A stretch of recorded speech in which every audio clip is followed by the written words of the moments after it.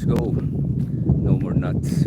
That's a name of a tractor, not something I say. Okay. You guys gotta tell me. I'm gonna stabilize the camera in a second here. You guys just tell me if the wind, it's a little bit windy, if it does something about the sound, then I'll move. But I have a location out here on a pier.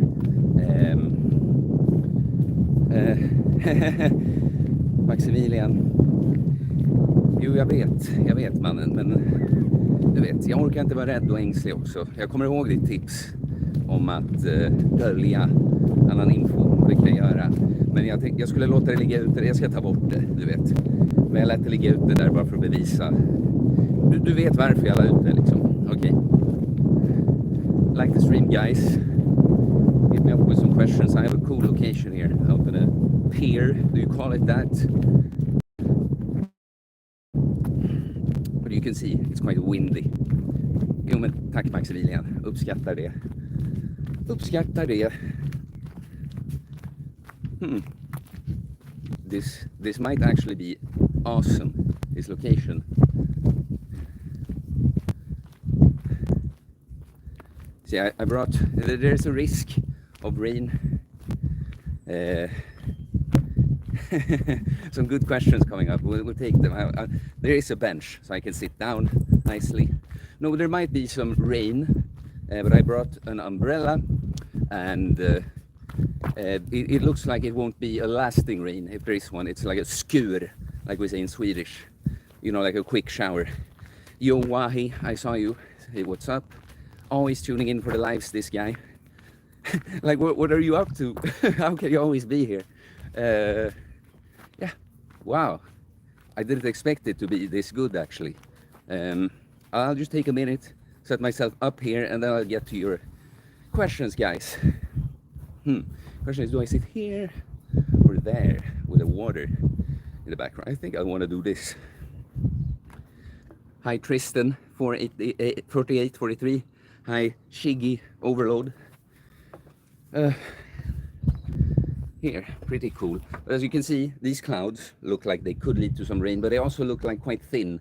It's not all over the place. So good this with the selfie stick that also turns into a tripod. Like you just switch back and forth like this. Let's see. Do we like this? Yeah, I would just like it to be a little bit more even. We do that. Yeah. Cool. Okay. Yeah, thanks for the love, Maximilian. Mike Hunt asked if I ever been to the US. I've been many times. It's been a while since the last time. It was in 2019. I was in Salt Lake City, Utah, for the International Barbershop Championship. Okay, 3rd bronze medal with a choir, the highest a non-American choir ever placed in a competition. But yeah, I've been many times before when I was in that choir to compete like that. And I've been to the first time I was in Santa Barbara when I was 17 to visit a friend studying there. I've been to New York with my family. After I was, I've been in Dallas, Texas, and to visit the choir before there was a championship in Las Vegas. And after the competition that time, I went on a road trip with some guys for a month on the West Coast. So yeah, I've been quite a few times actually. Just been a while since the last time.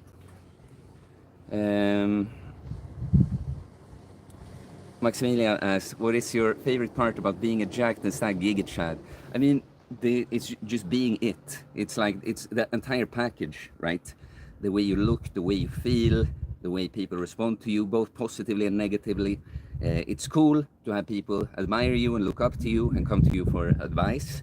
It's also pretty funny to trigger the shit out of a bunch of people. And like I was talking about on yesterday's stream, it's like, because now we're doing the bit a little bit, of course, with being the jack that's like Giga Chad. But honestly, when you've worked on yourself in the way I have, with getting the physical like really in place, and fine-tuning it, there's so much that happens on the inside also. And facing lots of fears, putting yourself in uncomfortable situations, so you're just way more comfortable overall. My favorite part is that you feel so resilient, like you're so able to do so many things that you notice all the time, the things that you don't even think twice about is like challenging for other people. So I think that would be my favorite thing, just like feeling like you've made yourself into such a strong person, not just physically. Like overall, it's like whatever happens, it's like, well, I'll be able to deal with it somehow, you know.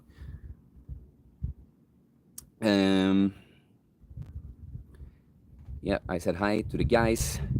Maximilian Mus, if you had to move to a different country, what would you pick?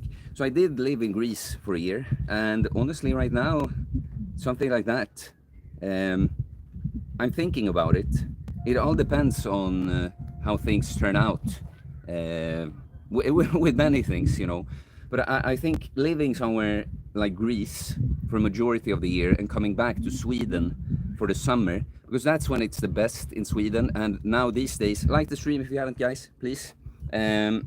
These days, my area that I live in, that I think is like the best, one of the best areas to live in Stockholm. Now, apart from knowing other people, like neighbors and friends like that, I have a lot of my family gathered in that place.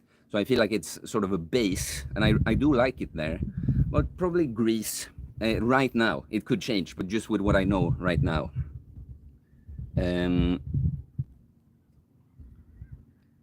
Jajva Jajaja. Do you believe in God? Yes, I do. You see, this cross doesn't, it's not a Christian cross for me.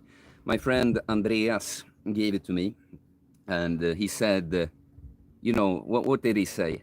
Like, imbue it with whatever you believe in, right? And so, yeah, I have this, like, to make the long story short, I found God on the inside. I'd always been a hardcore atheist, but going through that with the panic attacks. And I noticed something, and I finally understood what God was actually about. I had this worldly, stupid, intellectual view, like give me the logic arguments for God, right? I don't know what I should compare it to prove, you know, like give me the study that God is there, right? As if it's like an entity you can find in that kind of way.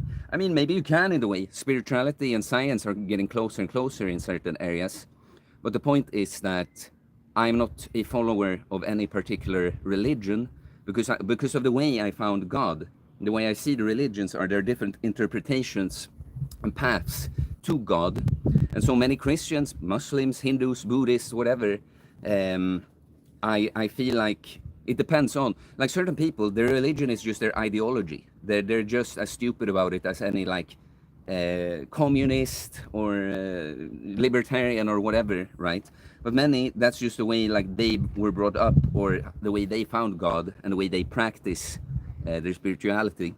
So you see, even if I'm not a follower of one particular religion, I don't necessarily see it as like, well, you are and I are different if you're Christian. I think we believe in the same God. But to me, the final point I'll say here is God is the final common denominator for all, okay? Everything here in this world, it's perceived separation, but everything is really one, and it's God that unites it all. But in order to have this experience we're having, there has to be a perceived separation. We really have unity and separation at the same time in this universe. So I do believe in God, yes. Like the stream if you haven't, guys. Keep the questions coming. Maybe send a super chat if you appreciate the stream. Nomarat says, we back, chats unite. You know, I like you, man, because I you know, didn't shit talk you, but I went a little, like I was a little hard on you on yesterday's stream, and you're just rolling with it. I love that, because people are so fucking anxious and sensitive, and a guy like me, the way I express myself, like I know that I'm here to help. You know, I'm a good guy, right? But so many times I have to deal with like, oh, do you have to say it like that?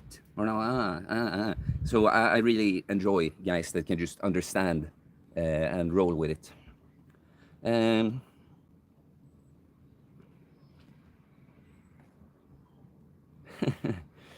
Let's see here. Shiggy overload. How could additional resources be used for better teaching, like a training camp, for example? Well, you asked me that before, right? And yeah, that would be a thing. But many things also is that you know, if I get more resources, like what I would use more super chats, and or if I do a community, like a paid community of some kind, you know, or whatever we're thinking about. I mean, apart from me making a living, of course, like how I would reinvest it in this is, you know, there's a lot of the, how should I put it? Like the logistics of things. That right now I have to set everything myself up myself so much. And if we play with a community idea, if I could just somehow be in a thing like that and just be the coach, you know, have live streams if that's what you do in the community, or respond to people's questions, but somehow the entire just running the machine, if you see what I mean, I can pay someone to help me with a lot of these things. Like, how do you say, unburden me from some of like admin work that would just help to do more things. But yeah, of course, I'm thinking about things. I did already a thing that didn't really take much resources for me, but going and staying with a client. But if you have more money to, you know, for instance, hire a location and invite people to do some kind of group coaching camp or whatever, you know, not have to do it like half-assed, like, oh, let's meet outside, you know, like actually do something like that. And then there's just things like I've been working on an online course that I've delayed a little bit publishing, but I will in August. And right now too, it's like, apart from doing, I have to do everything about it, you know. But if I could do a course, and I just have to do the creative part, and like then the logistics of putting it out there, marketing it and stuff, you know, if someone will help me with that because I pay them, right? You see, like with more resources, you can unburden yourself more. I don't have to do like every little single thing, like little single aspect of stuff. So that's I know you asked in the comments on the last stream, and I told you to ask again today. Why is it? I cooling, just enjoying this beautiful morning, listening to you speak positivity.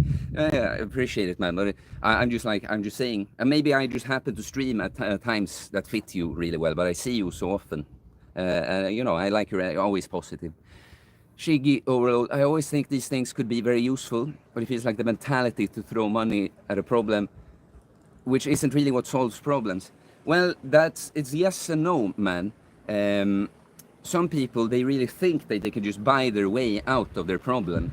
But anytime you put your faith in something outside of you, it's not going to work out. I've of course had coaching clients that, you know, it's like, oh, I saw your videos and I've been struggling, but I'm now inspired. You made me believe I can do it, you know, so let's go. I jump on, I buy the coaching, and we start. And then they kind of notice that, oh, that feeling that I had, it goes away. I still have to do the work, you know. And that kind of person doesn't really succeed. While if you really understand that I have to do this, I just think that Theo, the way he speaks, the similarities I see between us, you know, I just really think that he would be a great tool for me. And then the money part, that's what someone like me can be a little afraid that people will think that you're like greedy, you're like it's a manipulative when you say it like that. But even actually investing in yourself, first of all, you tell yourself on a certain level that you think you deserve, you know, this effort and money investment, right? But also, you literally, if you haven't been able to value yourself and the process, you literally make yourself have to value it more. And this note by telling a story I told many times. I did this with mobility trading, right? I've been delaying, putting off learning mobility, and then I happened to get to know a guy that is a mobility coach. I just pay him. I get a shortcut to knowledge that I could have learned myself, but that would have taken me like 4 or 5 times as long. And I feel stupid now when I paid him if I don't do what he said. And then I learned mobility from it. So you see, if you think that just buying the next thing or a coach or whatever it is looking for a solution outside of yourself like that, it's going to do the job, it's not going to. But if you realize I am ready, I need to do it, I realize it's on me now, I have to change my life, then if you bring some help in like that, then it's just a good thing. You'll enjoy my snooze. I have my regimen now. I used to do a full box. It's called dosa in Swedish, or 24 in a day. I allow myself 6 now. I've adhered to it very well during the year. Obviously, 1 more here and there, but I've also done like 1 or 2 less on certain days. This is the 5th. So I get to enjoy this, and then 1 after dinner with everyone else. Like if you haven't, guys. Maybe send a super chat if you find anything here valuable. Um, Maximilian was, have you considered growing a massive Viking beard? So people keep asking me this. I guess it's just for my look.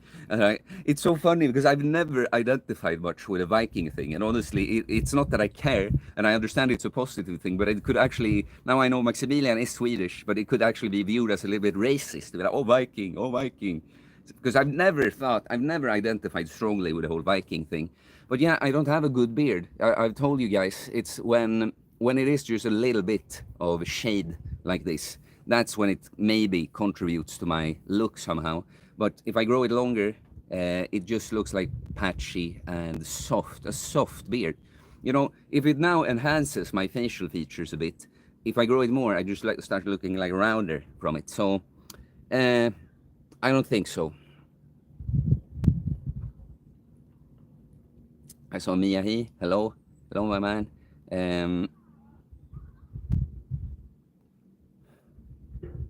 And then also Maximilian asks, how many hours of screen time do you have on average day, like phone, PC, TV? I'm not sure.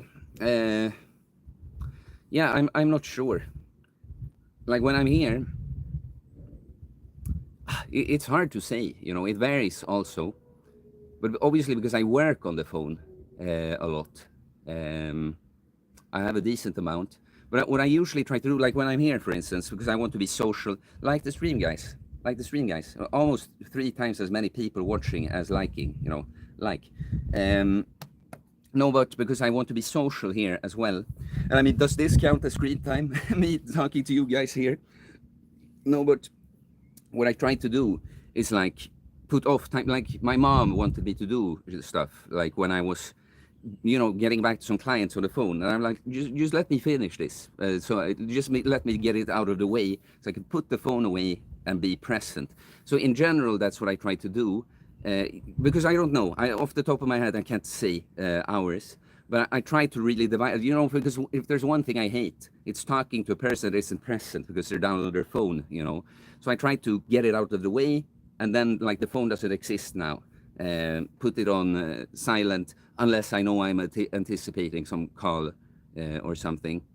And what I will do, if I get like a message or something that I have to deal with now, if someone is talking to me, I'm like, just hold that thought. Like, just let me get this out of the way. So I think sometimes it's not just about the amount, but like the way you do it. Too many people, they're like living on their phone all the time, even when they're in different situations. The last thing I'll say about this is I had a friend, I mean, I have him still, and he's evolving. He's doing much better as a person overall. But he would be like, he wants to hang out. And then when he comes, he's like on his phone. And I feel like now, if you're gonna be on your phone when I'm talking and not quite being, you know, I notice that you're not with me here. I might as well be alone. I don't want to be with half a person. I don't want to feel like I'm just one of your little vices that you use to distract yourself. So, yeah.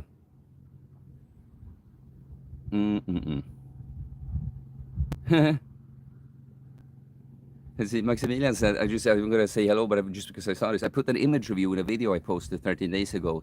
Has 71,000 views. I like to put random images. Interesting. What did you use that for? I mean, honestly, I'm surprised that more people don't meme me, like even taking clips from me or just pictures. I feel like I'm very memeable. There's been one viral. I feel few raindrops on my head now. We'll see what happens. But there's been one. Someone took a screenshot of my video that's called "Women Who Don't Want Me Are Insane," and they put an ugly image, like an ugly freeze frame. It's not the thumbnail. And of course they kept the title but removed the Uncommon Sense channel. And I've seen this pop up on many meme pages with like hundreds of thousands of likes. I'm like, bro, it's fine. I'm happy for you to make fun of me and take it out of context like that. But give me credit. And of course, a few people just went and Googled or searched the title. And I had a few people show up on that video like, oh, I came here to laugh, stayed for the wisdom or something. And I'm like, yeah. Yeah, but yeah, I feel like I'm very memeable. Honestly, guys, Jack the Stack, don't gig it, Chad. Come on. The things I say, the way I look, I should be memeable.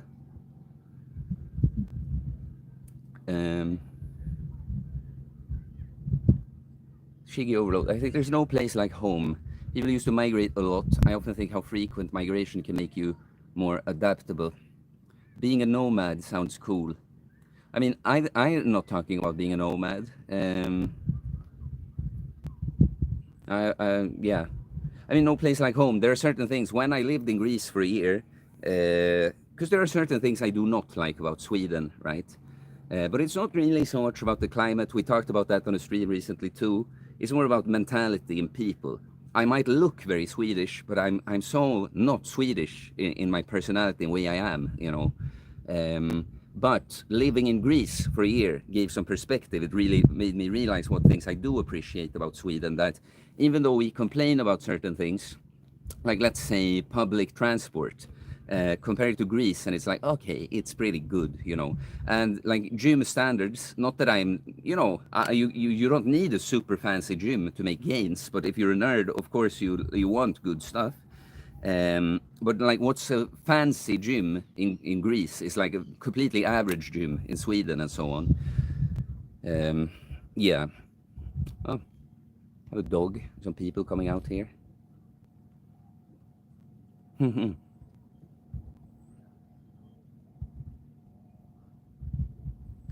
The sleeper has awakened. That was an interesting. Hello, the sleeper has awakened again. But if you all agree to having inner demons, call it traumas, inner voice, negativity, or whatever you want, then why not agree on also having an inner God? Where the hell did you get the idea that I don't agree to have an inner God? That's where God is, inside you, you know. God is really the one that's having the experience of being Theo right now. Theo is just an avatar. Theo is just an avatar, and one of many windows that God speaks out at this world through, you know. So I don't know where you got the idea that I don't agree to that. Obviously I do. Yeah, man, you follow up on that thought if you want. So right now, by the way, at home, because now there's going to be some streams when I walk around, but it's shaky. I'm not going to be able to get that stabilizer, but I do remember your generous support. I've gotten some nice support on these last few streams I've made, and I'll definitely invest in something like that, because sitting down like this is cool sometimes, but I do like to go around. And it works when you record videos with a stabilization, like, because then the phone will do it automatically. But I could use something like that. So just saying, I haven't forgotten. I just won't be able to do it during this week when I'm here. And yeah, please, like, what made you think that I don't believe in the inner God? Like the stream if you haven't, guys.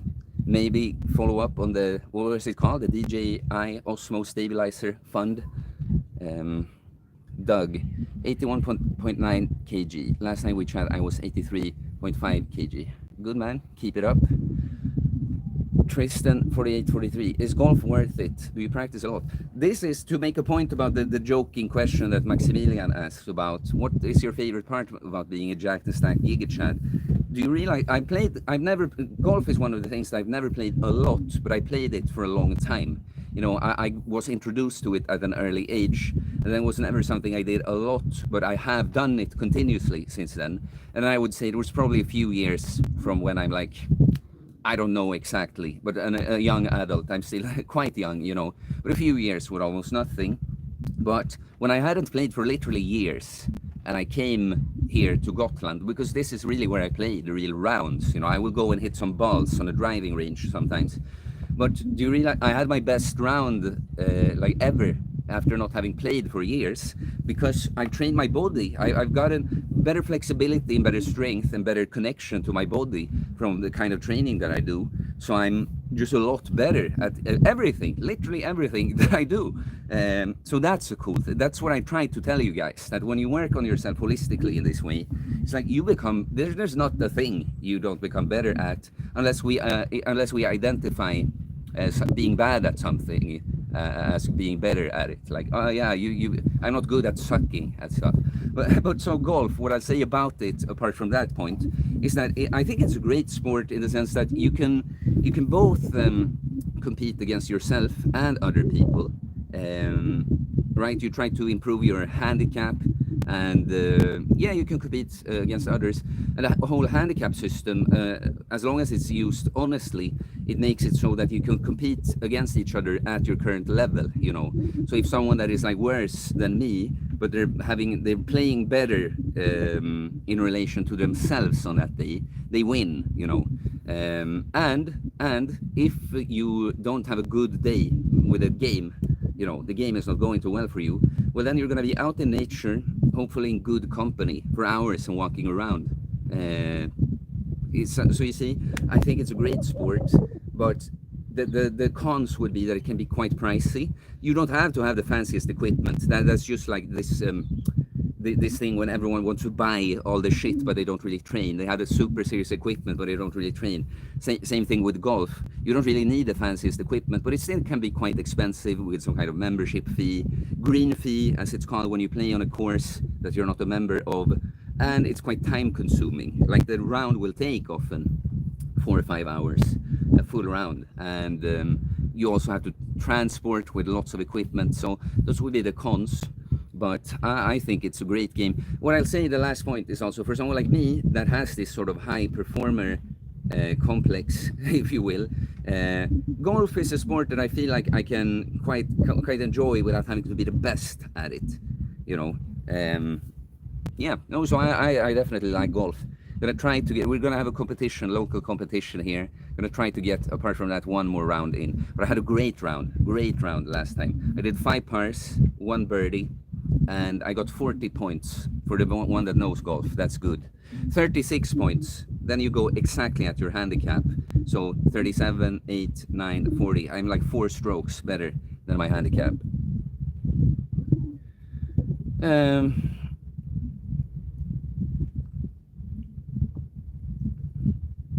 Yeah, Maximilianus, would you say all humans are deep down good-hearted people? It depends on how we define that. I mean, I think we sort of pick good or evil, and then it's like no man is completely good or evil. Like we all have our flaws and that, but you can still make like a choice. And I think when you become conscious to that fact, at least then, you know, you can make a choice. So I don't know. I don't know that I would say that. It's like with the duality of the world. There has to be evil in order for good to exist. And I just think some people have chosen evil. I think there's a lot of people that are just unconscious and they don't really, you know, they are not aware of this entire thing. But, you know, if we're talking about the absolute worst people in this world, I think they are very consciously evil. They might have some kind of justification for why they're doing what they're doing, but I think they've made, you know, they know they picked the dark side, if you see what I mean. So, I'm not sure about that. Like the stream if you haven't, guys. Maybe send a super chat. Show some. Ah, yes. Oh, yes. Okay, that bug improved. You know, I accidentally pressed the super chat button, and that has crashed the stream a few times, but I was actually able to go in. I just hate when that happens so much. Oh, yeah. Oh. Now everything is away. Do you know when I talked about that 2 streams ago, when if you lose your wallet, you know how everything exists by contrast. You're walking around neutral and you think you lost your wallet and you freak out for a few minutes and then you find it and it feels like you won a wallet, but it's just because of the contrast that you thought you lost it. That's just what happened to me with the stream, because I was so sure, even if it was just a few seconds, that exact thing shut down a bunch of streams lately. So I'm just like, yes, I feel like I won. So I've got to appreciate when something like that happens.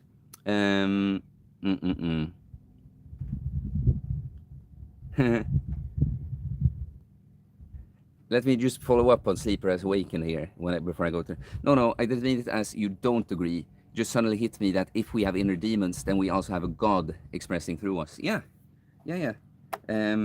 Like, you know, one way to look at it is like that our demons or our ego is of the world. It's like Satan, demons, right? And so when we, because ego, the thing is also that ego isn't all bad. It's like a function of you, but it's when we identify with it, when we actually let the ego run the show, that's when it becomes an evil, like a demon running the show. While when we just observe, because to me, consciousness, that is like God, and when instead of I have some kind of thought and I really identify like this is me and this is what I feel like, what I want to do. But if I get just like, maybe I'm annoyed by someone, I have this like impulse, but I can like you see it and you're like, yeah, you're sensitive about that thing, that. And it's like, let it go. Now I conquer the demon, right? And there are many things to say about demons. It depends on what you define as demons also. But absolutely, absolutely. It's always, I feel like God, sometimes when I'm in a state like now, I feel like very connected to God. It's not so often that I will fall into that kind of like ego, just going with something. But at different times, it's different. What point did I even want to make there? Yeah, we'll see. We'll see. Yeah, I did talk some about it.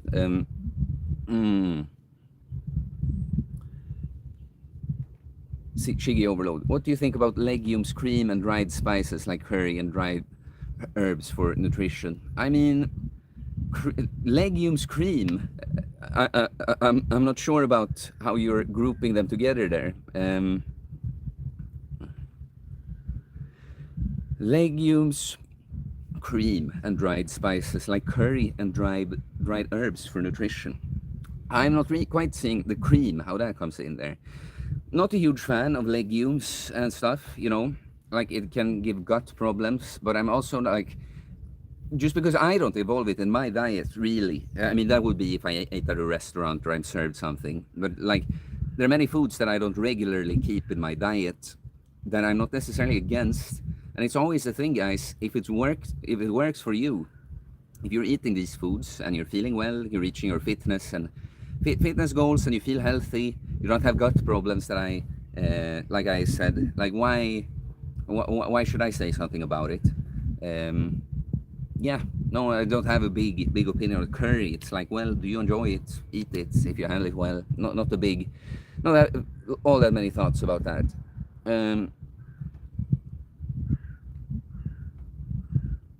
Would you rather be blind or in a wheelchair? It's an interesting thought. Actually, it might sound, I don't know. Blind, probably.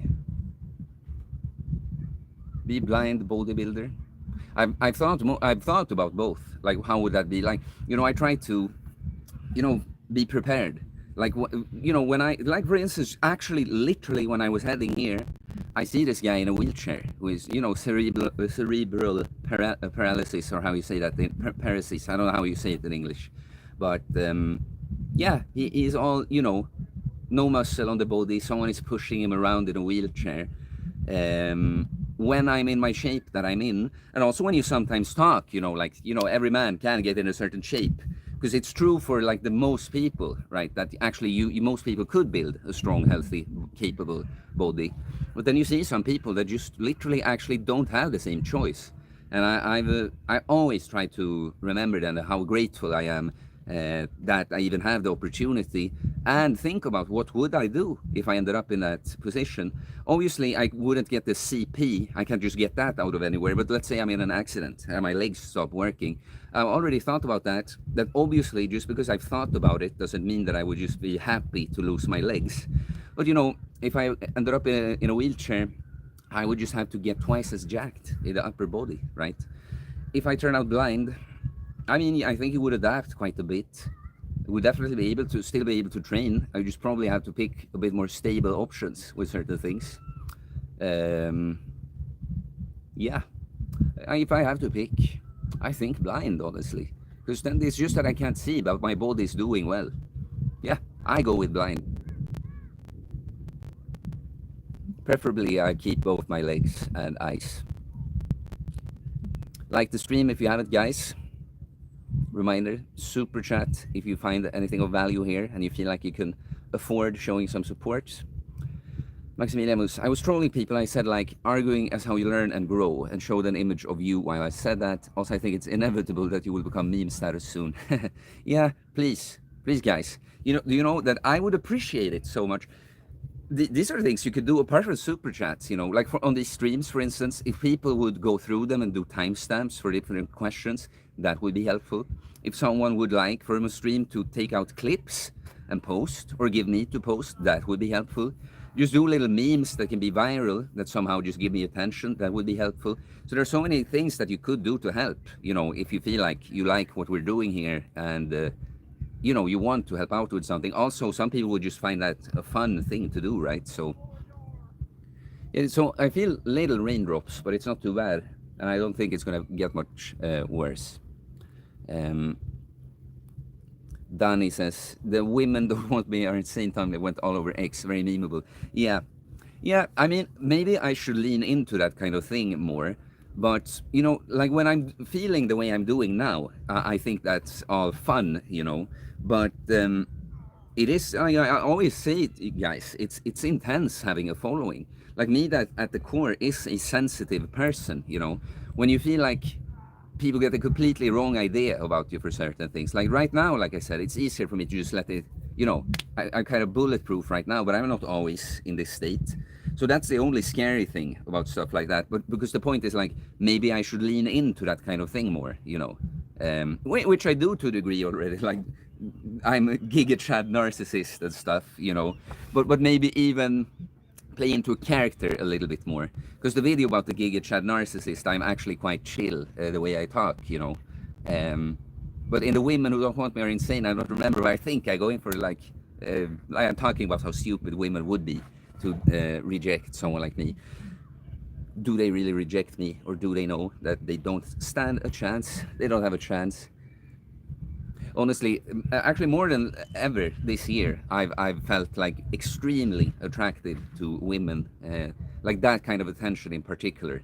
I've never gotten so much. Like it's so interesting. By the way, I'll make this point because it comes up, guys. Before I read your questions, still, it's not about looking a certain way. That's why I'm always like that. It's not just a look; it's a certain energy. Because when I go into a lower state, I notice that people in general just aren't as drawn to me. Like in the gym, if I'm more like keeping to myself, and looking like all stoic. But if I happen to talk to someone, I can notice that they've been like, they know they've been eyeing me out, and now that they got the chance, they're asking me stuff about training. It's like the energy you give out. If you give out a very unavailable energy, you're gonna see that both with women and men, that they don't, because you're sending without saying anything. You're just, okay, now just because I said there's not too much rain, there's some, but I had an umbrella. Yeah, but so now, when I feel so connected, especially, I realize this has been a up and down, that at times when I feel the way I do now, I just attract way more both men and women, but especially this year with the women. I probably because I went to some situations where people will tend to be more flirty and stuff too. But it's like I could tell I was at this marketplace yesterday, and when I come, the women that I buy stuff from are like all shy and weird when I'm just there and being nice and buying stuff from them. But yeah, the point is that it's not just a look that changes things; it's your entire energy.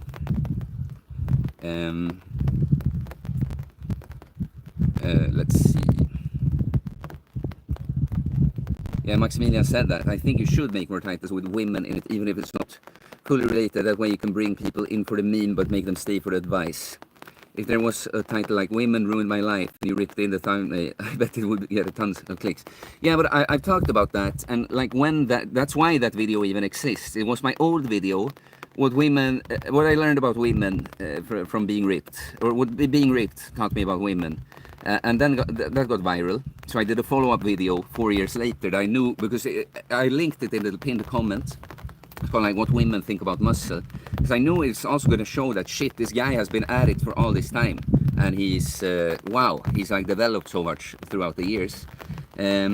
But then I put women in some titles, but as a spin to make some kind of different point. But there's a balance with that. I feel like if I can do a genuine point where just a spin could be something about women, then yeah. But when I found myself like I'm almost forcing it out, that's when I quit doing that. So yeah, okay, a bit more rain right now.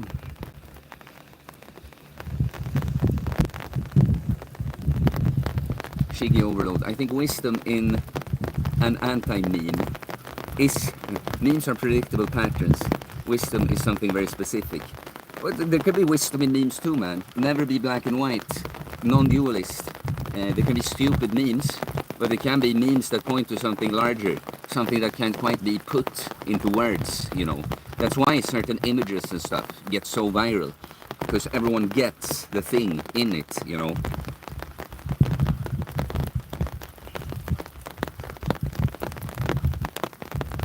And yeah, I answered sleeper has awakened. Yeah, I haven't trained for 3 months because I suddenly had numbness and tingling over my whole body. There is something wrong with my spinal cord. They said it might be multiple sclerosis. They didn't find anything wrong with my back structurally, and the symptoms are almost gone. Though, and it's not clear yet, so I won't freak out now, but it's been a rough couple of months again. And at least I had a spiritual awakening during the phase, so there's one positive. Yeah, man, I mean, I don't know what the severity of your problem there is like, but because, you know, I want to be careful, because I don't want to tell someone to you like, well, you should just go train anyway if it actually isn't possible for you. The thing is, there's usually something you can do. I mean, I've had so many injuries, some more debilitating than others during these years, and I've always found a way to do something. Maybe you have something that's worse, that's more limiting than what I've had, but something you can probably do, right? Maybe even if it's far from what you'd actually like to do, there's probably something you can do. I mean, I remember when I almost had a hernia, and every day I'm like an old man having to I have to roll out of bed, like a gamble, because I can't just sit up straight. And this is what happened when I had just not a hernia, but just, how do you say that? In Sweden we say ryggskott. It's more like a temporary thing. And I could tell from my experience that this wasn't really a real injury. It was just like the body locking up to kind of protect me. But I had the same thing for just 2 days. But I had it for a way longer time, one time. I found ways to train still. Like squats that were seemed off the table. I did like a belt squat variation, so I could do that instead.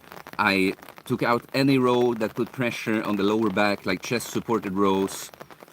No hip hinges during that time. Maybe I did some hyperextensions, you know. So you see, maybe your problem is much worse, but I'm just making the point that many times there's still something you could do. Love the rain ambience. Yeah, he said, yeah. Yo, Jovial. So you finally caught a stream. Any question or anything you'd like to talk about? He's a red-headed guy that lost a bunch of weight. Like the stream if you haven't, guys. Maybe send a super chat to show support. Why? Garbanzo beans. What is that? Just saying the beans.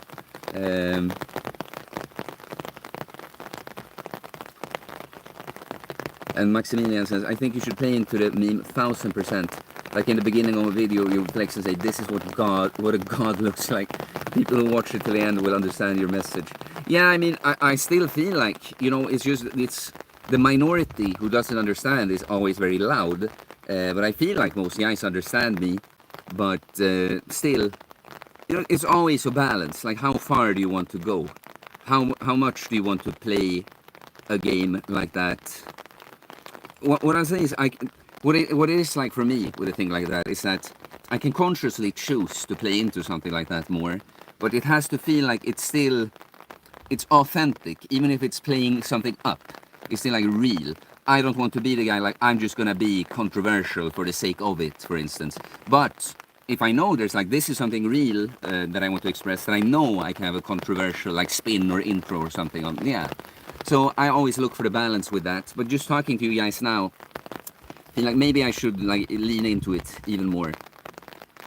No, but I'll say, you know, because I've done some things with like haters and stuff. I did a post yesterday where I kind of showcased some assholes in my comments and different ways of dealing with it. Sometimes I'm like quite harsh. Sometimes I'm quite nice, you know. But that's the thing that, do you know what the worst part is? When some guys that I know like me misunderstand what I'm doing there. Because I see it as part of like a teaching something, coaching something, not necessarily the individuals in the screenshots, but for the people around. I know exactly why I'm doing it, and yeah, I'm saying it's like it's part of the gig. It's part of something I've had to learn, and you probably have to learn in this life. If you want to be a high performing individual, going their own way, you cannot expect everyone to understand you. But you see, like I don't want to hold back because of fear is the point.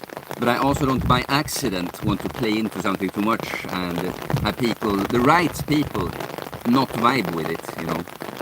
See, now there's actually quite a bit of rain. Shiggy overload. Of all the self-improvement content, this is like stepping into the sun in fall. But I appreciate that sentiment. That seems cool. That seems like a nice thing. Maximilian says that's fair enough about the tangent about like playing into it and stuff. Jig says härligt väder. Yes, very nice weather. Okay, for now I've worked through the entire chat, guys. So you know, since the weather isn't great, I mean, please talk to me a bit here. Yeah, because otherwise there's not really a point for me to sit out here. Isn't it funny? You know, like I do a few spontaneous streams, and it's like we're having a good stream so far, I feel like. But it's like the spontaneous streams had more viewers than than this one currently. Like the stream if you haven't, guys. Maximilian, have you thought about doing debates? So I don't really like the concept of debates. Like I've watched debates from time to time for like entertainment value mostly. But what I don't like about the whole framing of a debate is that it's like you're supposed to try to win over the other person, you know. So people would rely on interrupting each other or you know, how do you say, like malice in their interpretation of what the other person says. And since they go into it as more of a like, I'm gonna try to beat this other person, I just feel like it's never that productive of a conversation. It's more like rooting for your side of who won, who owned the other one. So I prefer conversations like how do you say that, Socratic dialect, where you don't necessarily just sit and agree. You don't necessarily just sit and agree with someone, but you know, you see what I mean? You're actually trying to influence each other's perspective, reach maybe, you know, because sometimes it's not that you're supposed to change your mind completely. But if I talk to you about something and we ask a little bit, we have a little bit different perspectives, maybe us discussing pulls us a little bit closer to each other in the perspective. So that's why I like my podcast, where, of course, on my podcast, that again, I will take it up more soon, again, after having a break. What I like is, obviously, I want it to be mostly positive. It's called Human Beings. I want to kind of highlight the person that's there. What I will do is I will maybe question them. Like, can you explain this part? Or have you ever thought about this aspect? But I don't want to have a hard discussion, and I don't want to share all my differing opinions always in that format. But it's still a little bit more of what I'm talking about. We are having a discussion where you don't necessarily have to agree about everything. But the entire concept of a debate is so much like, I'm trying to beat this guy with my words and with my nasty tactics. And even if there's not nasty tactics, there's still this entire thing of like, this is a verbal fight. I'm trying to win, right? I saw we got some more stuff here in the chat, so that's cool. Rain is calming down. It was kind of like I predicted. Probably a shorter shower. Yeah, we have some stuff to work with now.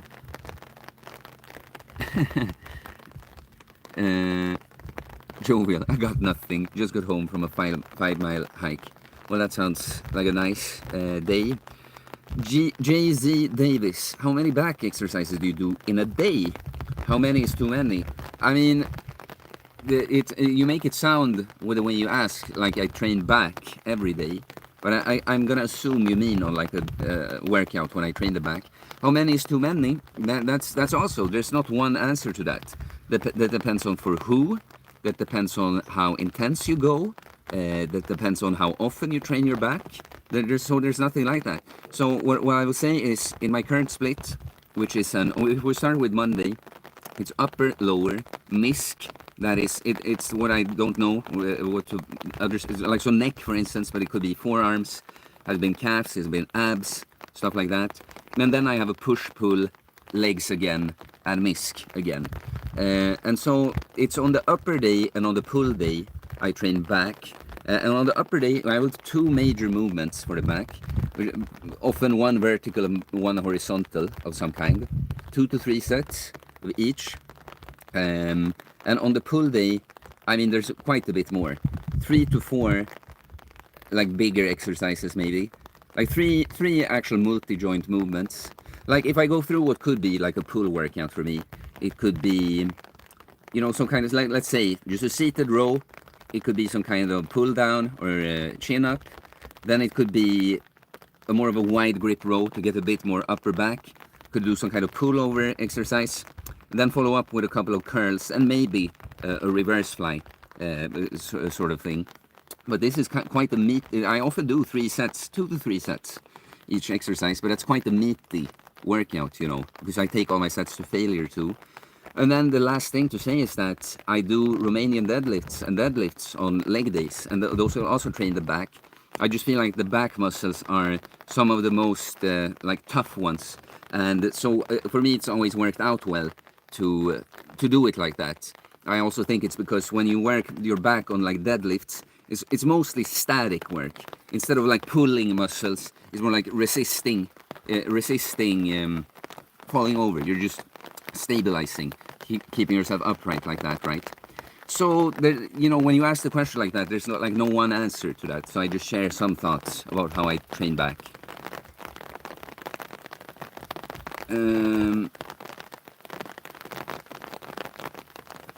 Miyahi, I went to physiotherapy and did some lighter exercise, but I honestly fell into a hole. I get so depressed when I feel like I can't go in and keep getting setbacks. Well, I understand that, man. No one said it's easy, but I'm saying what you know, kind of have to do. So many people, I know so many stories of people that were like, I was actually in pretty good shape, then I had this injury, and I just regressed from that point, and blah, blah, blah, blah, blah. Even people that I start working with. And that makes me just feel that I'm blessed with the place that I'm coming from, because I'm not seeing anything that would make me stop. Even if I had some kind of debilitating injury, I mean, yeah, it would be tough for me too. I'm not saying that I would just be able to feel good about it, because I'm so fucking stoic and so good at letting go of things. I would feel terrible about it, but I would do something. I would do something, and that's what you have to do. It's the expression again. Falling down is allowed. Getting back up is mandatory. If the condition for you is to make progress is that everything is working well, and that it's you know, always working well, it's not going to happen. It's also about minimizing the back steps, doing damage control, right? That being said, I whined. I'm not saying that you're whining, but I have whined about like my hip injury. I felt for a long time that I just want to. I am not someone that skips leg day. You know, I just want to be able to go in and blast my leg workouts, and I have to do all this boring shit and be careful and hold back. But I've done that for years now, and now finally it's not over yet either, but it's so much better, and now my legs look so much better too, and feel better in every way, right? So it's I'm making the point that because I did whatever I could, I'm now still in a good position, right? So I absolutely sympathize with you that it sucks to get more major injuries, but you know, this is where to take that expression from golf that I love. You have to play the ball where it lies, not be like, oh, it could have been on the green, you know, oh, I'm in the bunker, it could have been there. Well, it's here now. We have to make the best shot we can here. Have to play the hand you've been dealt.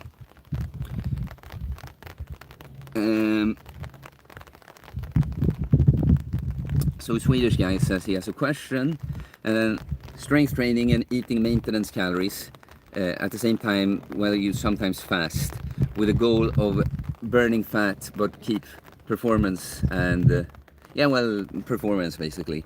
And then he says that it wasn't really a question, it was more like a statement, my opinion about it. Yeah, it's like, just don't overdo it. Like, you don't really need to fast even for that kind of thing. Just eat at your maintenance. I would look, because the thing about fasting, me, this is again, it's only I've like dialed my process in so much that, you know, I was able to, when I was cutting with a daily deficit and fasting this year, there's certain exercises I'll never be able to progress and even lose some strength on. They were like bench press and squat being like the most obvious ones. But I kept hitting PRs on a preacher curl on the third day of a fast when I'm still fasted, you know. So I've dialed my process in so much that I can even make some progress, even being quite advanced, even being quite lean as I'm cutting and doing that. But I know kind of exactly where I can expect that to happen and not. And it is me dialing it in perfectly. Okay, some more rain here. So, most people that aren't that advanced yet, aren't as in touch with their body yet, if you want to burn fat and build muscle, or at least maintain it, eating in a deficit with enough protein and completely obliterating your workouts, and, you know, eating mainly good foods, good food sources, so you get all the nutrition you need, sleeping well, obviously, you would be better off eating at a maintenance slightly below high protein crushing workouts.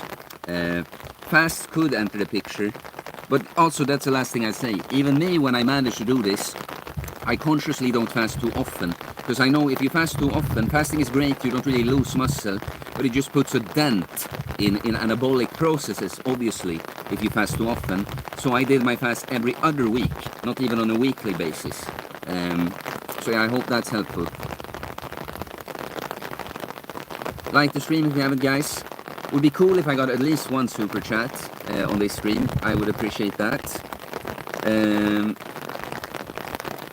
Let's see, Shiggy Overload said, the bait died when everyone started applying rhetoric to them. Yeah, dispute is for friends only. No, I agree. With people just trying to win. It's not really about, oh, we're here to try to exchange ideas, and maybe we both leave with a slightly different perspective. It's like, no, I'm here to make it appear so that I'm right and you're wrong, no matter what, even if I use nasty tactics to do it.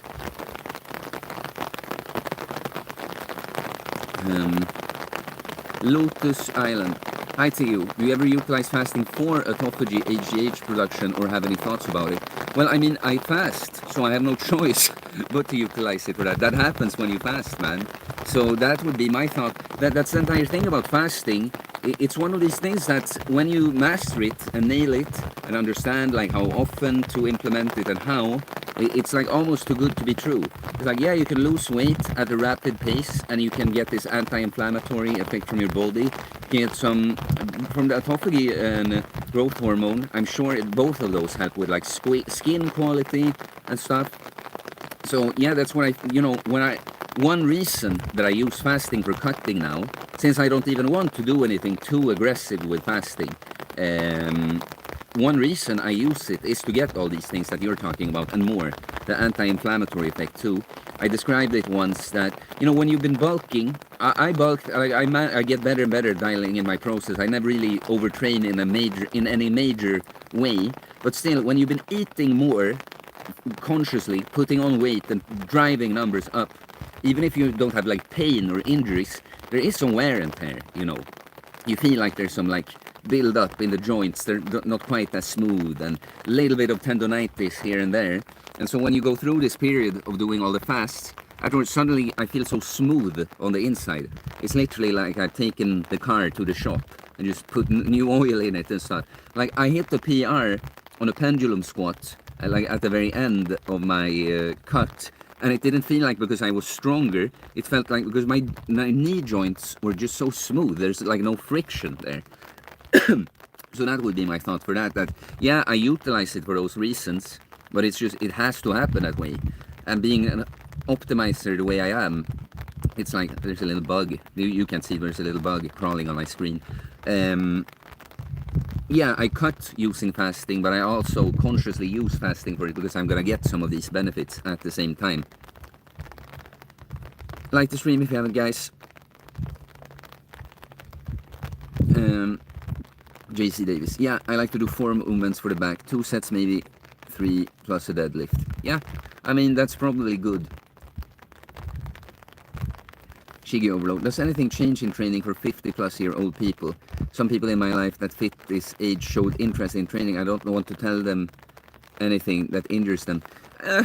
No, I mean, it's like, it's always, it's this point that I make, that it's the same major principles that apply to everyone, but then you have to, there are individual details. And for instance, if we think of 50-year-old, if we, of course that's not what you're talking about, but if we're talking about a 50-year-old, like probably the way I will be when I'm 50, I mean, yeah, some things are going to be different, but I'm still going to be a very fit individual. Maybe I'll do some other choice, I'll have some other priorities, you know, maybe I won't want to blast deadlifts to failure every week, if you see what I mean. But someone that's already fit, have been fit in the 50s, you know, take that example, and then I've trained guys like my age that have such a poor lifestyle for a long time that they pretty much are like an old man at that age. So you see, it's not necessarily just about age. Age is just one factor. Yeah, I mean, I train a guy that's 70 years old in person, because he lives quite close to me, and I'm just, you know, I listen, I have dialogue with him, that he has some knee pain, so we've been on and off had to change how we approach legs, leg training, and mainly that. But this guy has went from not being able to do a single push-up to doing 10 plus push-ups with, like, even with elevated hands, so it's a longer range of motion than otherwise, you know. He worked out to, I think he could do like a 100-kilo trap bar deadlift, but then one time when we did the trap bar deadlifts, he like tweaked his back a little bit, like it was like a oblique or quadratus lumborum, you know, side core muscles, like nothing major. And then we're like, well, we built up some good strength there, let's put that on the back burner for a while. So obviously, like on average, an older person has to be a little bit more mindful, like they're not going to be as, it's just like with anything. It's like when you drink, if you get shit-faced drunk when you're 18 years old, sometimes you don't even pay the price because your machine, your body is still so fresh that it handles the entire thing well. And the older you get, the more higher of a price you pay. In a similar way, you know, it's like, well, you might have to be more mindful with what you do, but especially if you have a good trainer. That's the thing. I always tell. I am very proud that of course someone can have, like I said, he tweaked his side a little bit, but that wasn't a major thing. And it wasn't because I pushed him so hard, right? I'm pretty proud that I've never really injured anyone I've trained, but because I have injured myself, you know. Typical. You're way more conscious and don't have ego in stuff when you train someone else. No, but you see what I mean? A smart trainer can definitely put it on the right level for the individual. And yeah, you know, the last thing I was going to say is that people often think when you get a guy like me and you're older, like, you know, not too heavy, don't push too far. It's like, promise me, I'm probably more worried about injuring you than you are. It's just that I also understand better than you where your limitation is. Okay. Rain is taking off. Oh, got a small little super chat here, I see. Jig. Strålande content. Kvaliteten är hög. He said like strålande. How should I translate that one? But it's like brilliant content. The quality is high. I appreciate that, man. And you know, I keep talking in English. It's one I've made this point before, that of course if you leave a comment on a video or you message me, you could do it in Swedish, but I want to be inclusive here. So, you know, you can write in English, but I will translate it just for the benefit of everyone else. But thanks for the super chat, and I'm glad you like the content.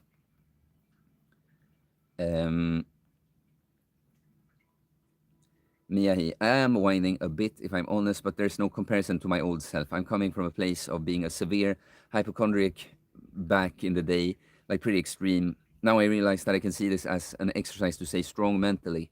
But if I had something like that back in the day, I don't know, man. I don't want to know what would have happened to me mentally. Yeah, man. And that was the impression I've gotten from you, from, you know, some exchanges that we've had.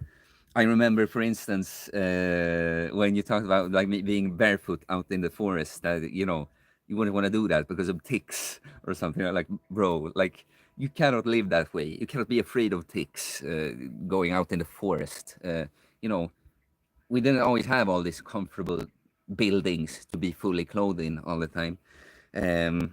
But yeah, so I've seen that tendency in you, and I've also seen from our last, lately exchanges that you are growing and coming out of it, and so it's good that you can look at it this way. Uh, yeah, that's how we want to look at it, instead of being like, oh, this happened now, oh, so difficult, it's like, of course you can allow yourself to just feel the pain that, okay, this fucking sucks, I have to give myself that. I really would have preferred if this didn't happen, but okay, this is actually something that will make me better in the end. um, yeah, so great thoughts there.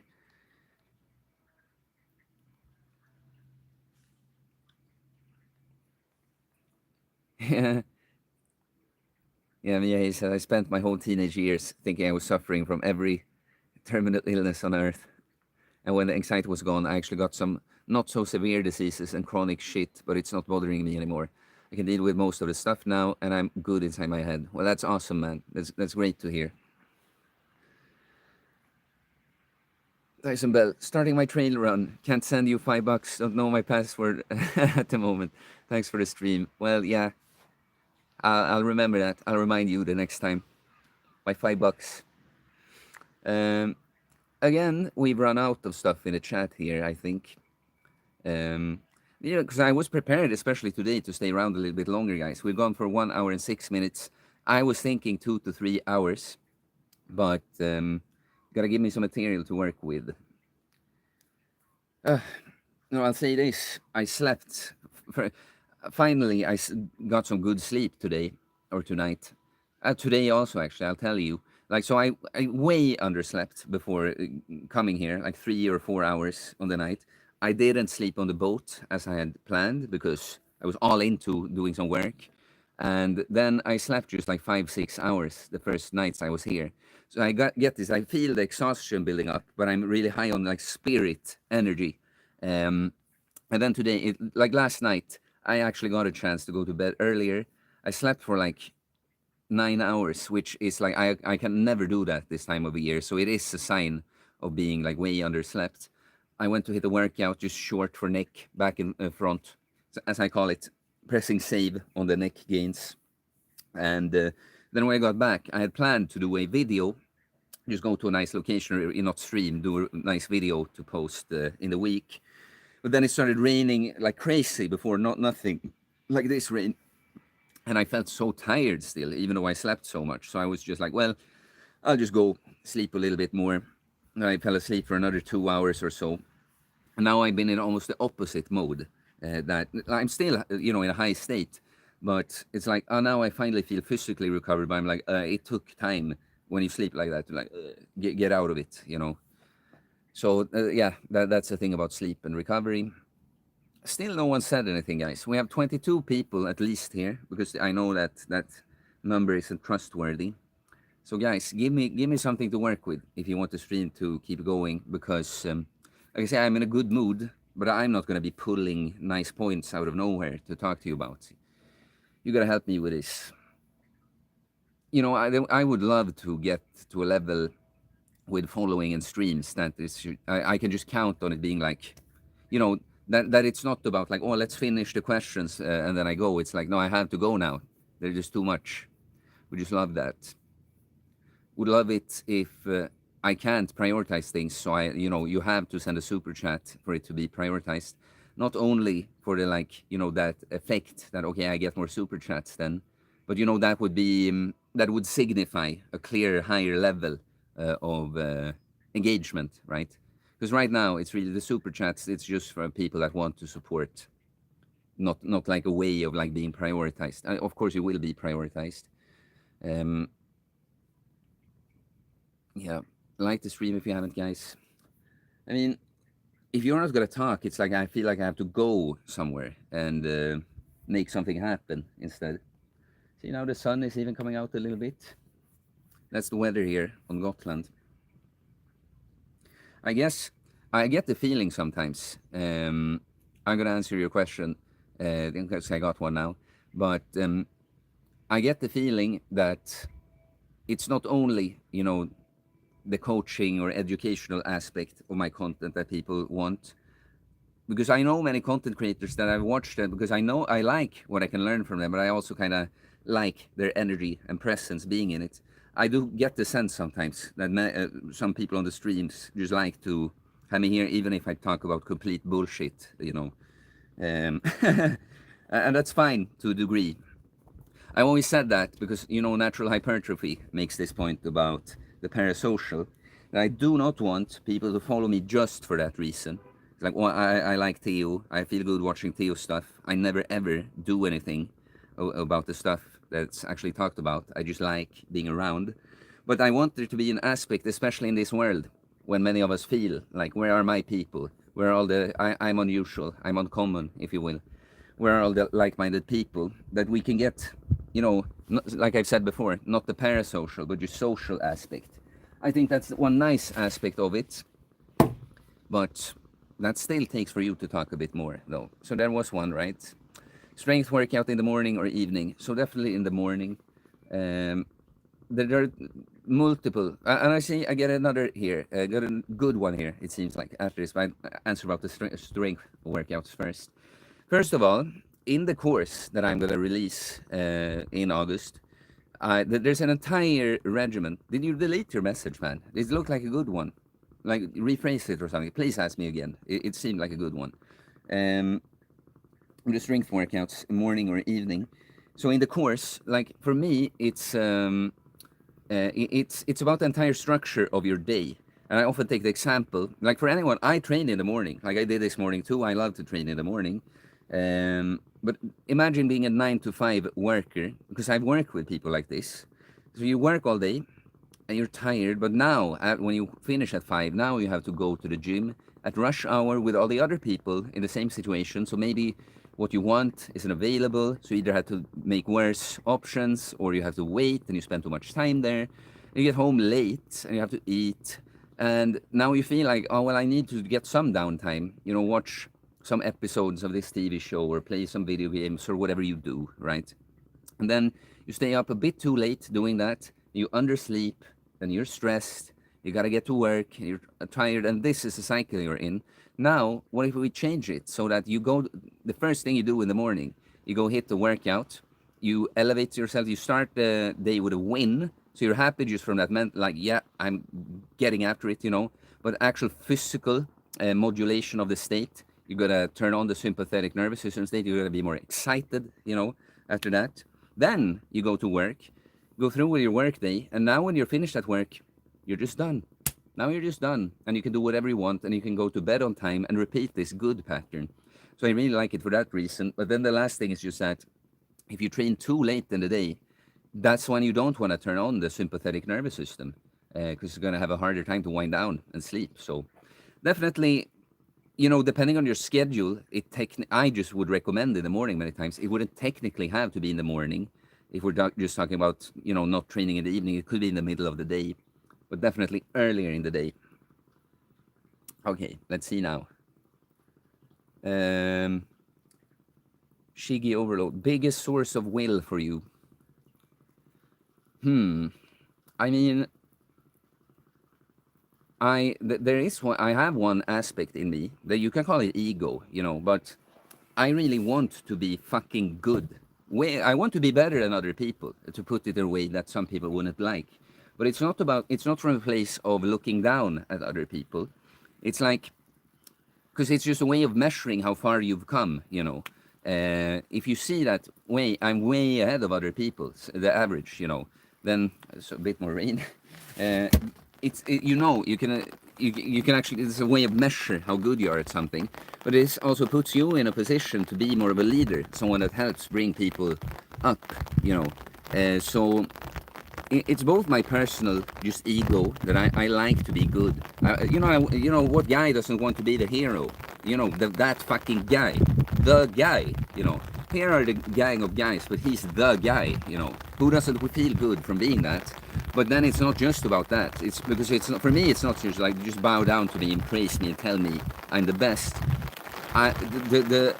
You know, raising others up, having a positive impact on the world, being good is actually being of God, you know.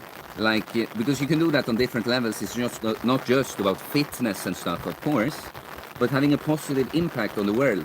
And I just happen to know that me being the best I can be for me, that happens to be the way I'm going to be able to benefit other people more, the most also. So actually, just doing God's work, if you want to sound all pompous about it, like having a positive impact on the world in the way that I can. And that's a beautiful thing, and I often make this point, that often your selfish goals, if you approach them in the right way, align with what's best with everyone else, you know. You build yourself up to a very capable individual that's just enjoyable for you to be, but this capable individual also has a lot more to bring to the table for everyone else. So I think that's my biggest source of will. The will to be the best I can so I can do the best in good positive impact on the world. Like the stream if you haven't, guys. Maybe, just maybe, send another super chat. Tyson Bell, what kind of goals you think you'll be pursuing in later life, 50 plus? Breaking any records, starting any businesses besides in the fitness field? Branch into endurance training or races maybe? I mean, 50 plus, now we're talking at least 18 years from now. I don't really think of things that way. People often ask me, and I understand sometimes on a stream it's just like to get some question going, but where do you see yourself in 5 years or something? I'm like, I don't know. I don't think so much like that. I have like a direction I want to walk in, but I don't think so much in terms of a time frame, you know. So for now, like, and I've said this many times, exactly what I'm doing is what I want to keep doing. Of course, I want, there's a personal thing that I want. I would like to get together with a girl, like team up and build a family. And then, of course, both personally, then being a husband and father to them. But then, since I am a coach and content creator, even branching out, doing content, I mean, I already talked to men, like coaching clients, about their relationships and stuff, you know. It's not like I do none of that. But when you're more in the position yourself, like, you know, relationships, for instance, of course, I've been involved with girls, but I'm not a dad, for instance. So, you see, certain things I can talk more about now, but certain things I would be able to talk more about then. When it comes to training, yes, it's just, you know, I do my holistic bodybuilding thing, and I still think I have, you know, stuff to collect there. It's still gonna be my main focus, but you know, as much as possible, I try to implement things that I feel like either don't disturb the bodybuilding or can even contribute, like the muscle ups. You know, it's a skill that what I built helps to be able to learn the muscle up. Maybe you can even tap in to some more game because it's quite a special movement, you know. So it's a cool skill to learn, but that might actually aid my bodybuilding goals. And I've done the sledgehammer kind of stuff, the mace stuff, because it's a cool skill. It's a very nice meditative move, but it's great active recovery for like mainly the shoulders, but the elbows and wrists as well. Cardio, I don't really, we talked about cardio on the streams before. I don't really feel like, for just cardiovascular health and stuff, I get so much out of, like, you know, today I just, not today, I mean yesterday, without trying, I walked like 14,000 steps, right? And it just happens for the way I live my life that I walk quite a bit. And my high intensity workouts give me a lot of cardio. So, you know, when it comes to a specific physical activity that I'd like to get more into at some point, that I just feel like it would take too many resources. It wouldn't, I wouldn't be able to combine it with what I currently do in a way that I'm satisfied with, but mainly a martial art or combat sport of some kind. And that has a lot to do with being more useful individual as well. It's not so much that I think there's something good for us like modern men. Like, even I think about that, about myself many times, that in many ways I built myself into a very resilient, strong man that can handle a lot of stuff.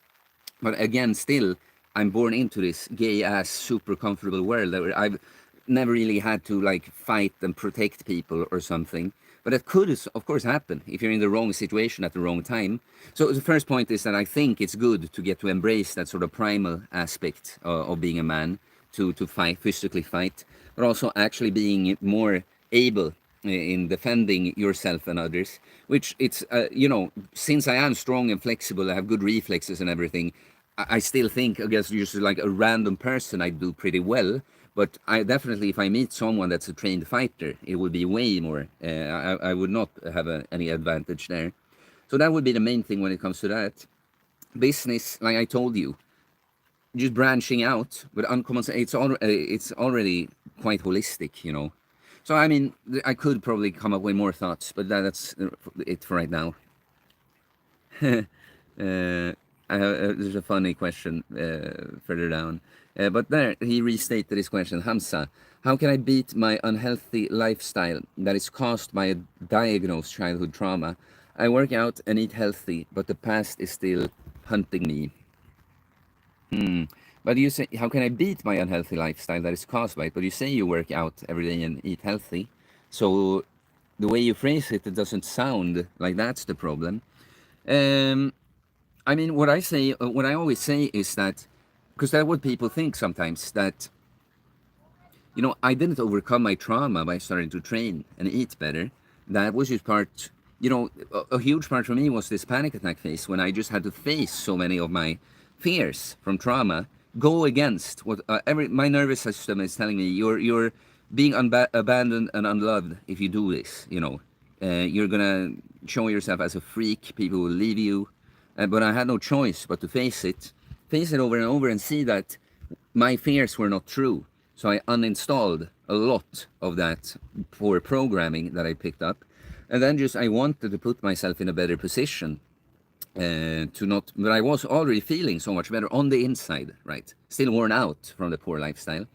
So the training and diet helped so much. And then I've used the training and diet, observing myself, how I am with those things, to further understand myself. Like this thing that most people do not have the problem of overtraining and doing too much, right? Like, yeah, really. But I've actually done too much many times. Actually, you know, hurt myself. I actually had injuries that were completely preventable because I couldn't help myself but push too hard. And I realized maybe this is a trait I have in other aspects of life, like a relationship I was in. Maybe it's a good thing that I want to try hard to make something work.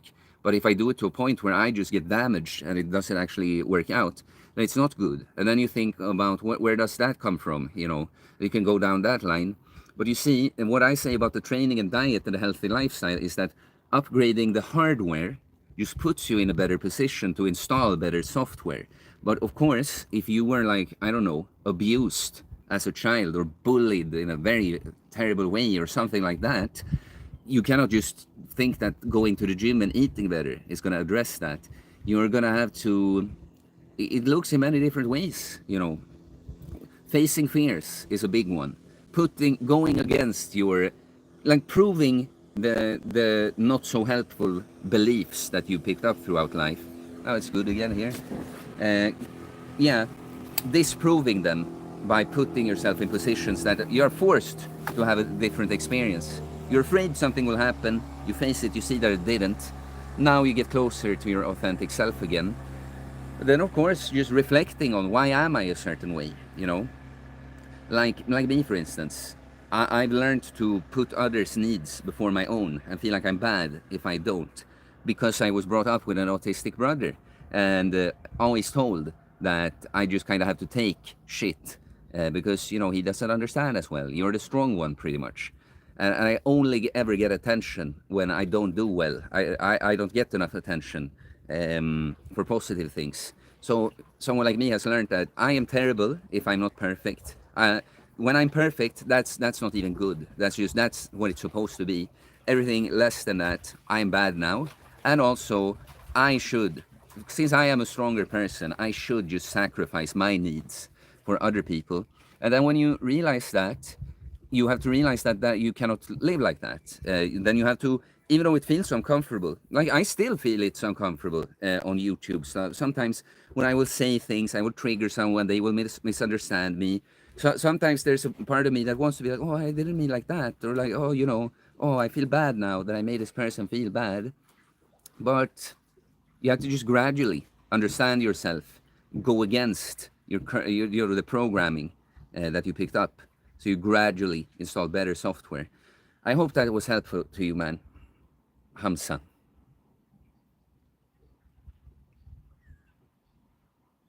Let's see here. Miyahi, have you heard about anti-natalism ever? I wonder what your opinion on that argument is, because I have seen a video about it by some guy I follow. I'm not sure what that is. Can you explain what it is? I get, is it something about that you're not born in any sort of way ever or something? I try to figure out what it means. Like, can you explain it, what it means? And I'll give a take on it. Nicolas Perez, being a narcissist jacked giga chad.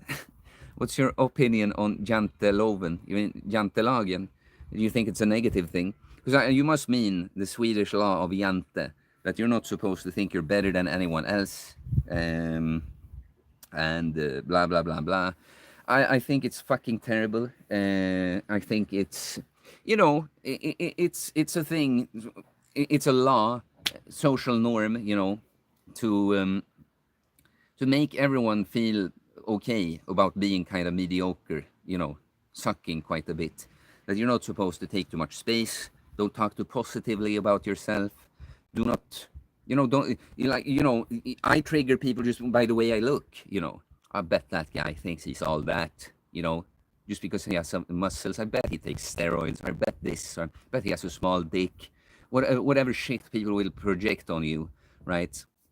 No, I think it's terrible because but it comes from people's poor fucking self-esteem and being so deep into their egos, right? I've talked about this. That's why talking about these things is why I make the points about haters, because I want to reveal something again that the worst haters just do on the worst level, but all of us can be guilty of to some degree, right? Because what you do when you start loving yourself, actually, when you see someone that like takes a lot of space and it's like, yeah, I am the fucking shit with this, I'm just like, yeah. If I want to learn something new, right? I see a guy having that attitude, like, well, I'm the guy for that. I've done this, I've done that. Just look at me. Clearly, I'm the guy. I'm just like, man, this is the guy I want to learn. I love that energy. I love people that can own their strengths and actually, because of course there are people that are like narcissists and stuff, right? But so many times the person that people will call narcissist is just like, no, it's just actually fucking excellent individual that doesn't feel like they have to, it's helpful for the right people. It's helpful with someone being all in your face about how great they are at something, because it's not just about, it's also what I want to show with that kind of attitude many times is like, I actually feel this way about myself. I think I'm a fucking great guy. And again, it's not like you all should agree that I'm a great guy. It's like, wouldn't you want to have that experience? When I tell you how I used to be and how I used to feel about myself and where I am at right now, wouldn't you want that? That's what I want to you. That's what I'm showing to you. So, no, I think the law of Jante is bullshit norms that it's just for people try to feel good about being mediocre and small, and it's limiting. It's annoying to deal with, and they're ultimately limiting themselves by doing that.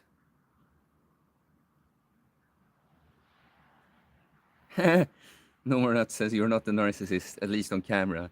Well, appreciate that. Max Freesy, do you think muscular guys have fewer relationship problems because women know they could easily find another partner? No, I mean, and I hate even thinking about it like that. Like, why are so many people talking about relationships as it's kind of like, how should I put that? Like you're like employing each other, because the kind of relationship I'm in, I want the girl to know that I'm yours. I am yours. I'm here for you. I mean, yeah, maybe she would realize that, yeah, I can find someone else, but I don't want her to feel like that's a threat. That if you don't do better, I will find someone else. Like if she's gonna be afraid of something like that, it has to be about her insecurity. And then I just want to help her feel like, no, baby, I'm yours. I'm a one woman guy. So even these framings of question, I feel like the relationship between men and women is so fucked up. Even thinking like that, yeah, yeah, yeah. And also, by the way, the guys that get like muscular for the wrong reasons, many times you see them with some girl that is like nowhere near uh, their level. And I don't even just mean physical, you know, because for me, I feel like obviously with the values I have, I need my girl to be fit. And if she's not currently into strength training, I would introduce her. Like this girl I've been dating now, that I obviously she's not here, but I've been talking to her. I'm gonna introduce her to strength training, and I want to, you know, I have no idea how it's not a thing that's gone so far. So you know, I'm saying it's not a girlfriend at all. It's not nowhere near. But I would like to help her with that no matter what. But you see what I mean? That you have certain standards, but it shouldn't be like since I'm all jacked now. I need a girl with like this, like the huge glutes, and even though I love that, like that's what I mean. You need to work on that, baby. Though, like you need to do it, but you don't need to, to be exactly like me, extreme natural bodybuilder. But you know, if she on as a whole is like she needs to be on my level, right? And I would want to introduce her to that, and maybe there's something she does that she wants to introduce me to, you know. Um, but you see, this I don't like this. Like, see, I have all these things now, so I deserve someone with all this. It's like that's not how love and relationship works, you know. It's built on common values and grounds, and if that is in place, it's going to be equal enough, you know. And then maybe you can have certain like not I don't like to call it demands, but standards. Like, well, just so you know, you're gonna have to go to the gym. Not every day like me, but I like to have you there at least 2 3 times. And yeah.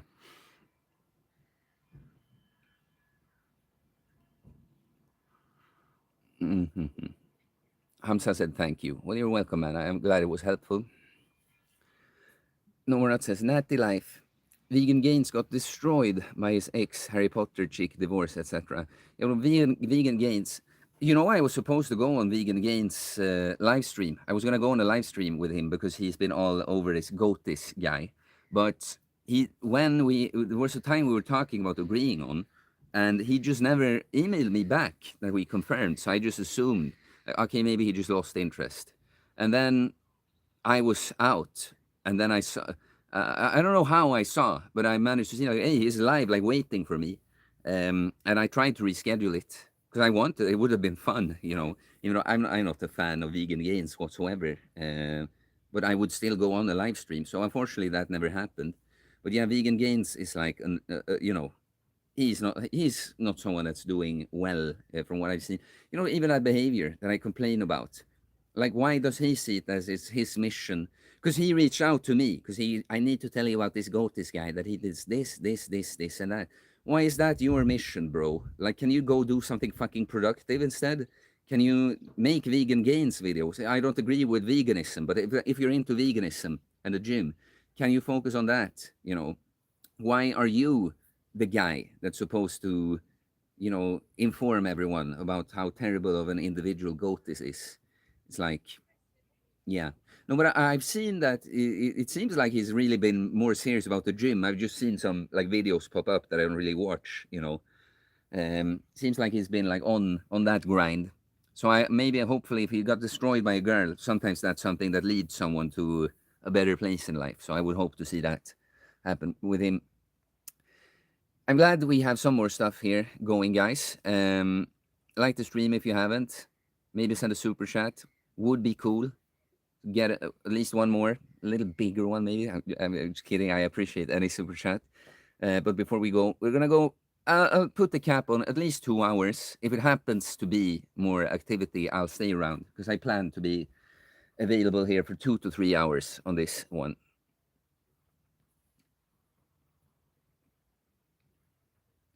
Okay. Miyahi, it's about not having like the anti-natalism. It's not about not having any offspring because they can and will suffer.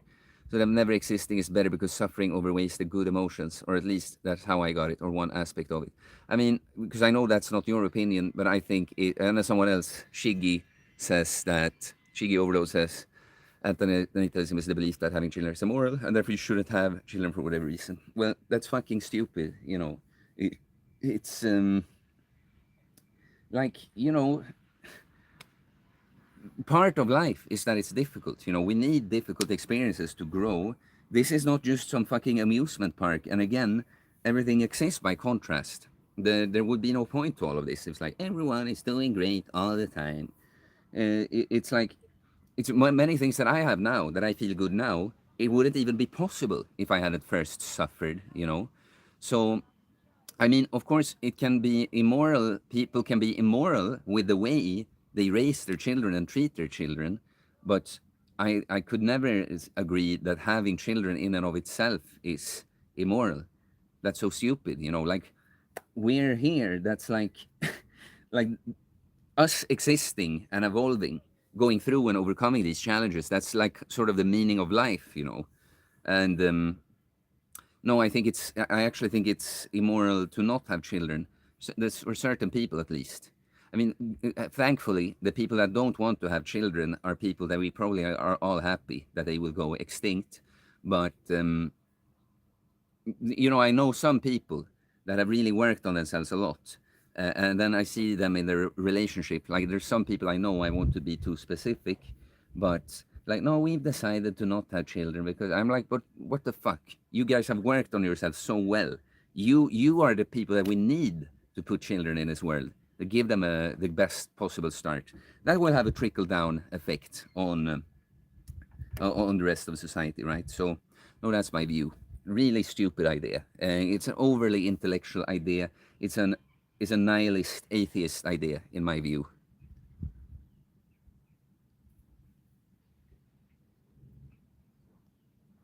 Um,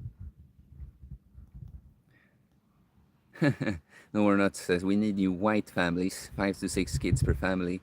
If you can't find decent wife, how can us mere mortals find one?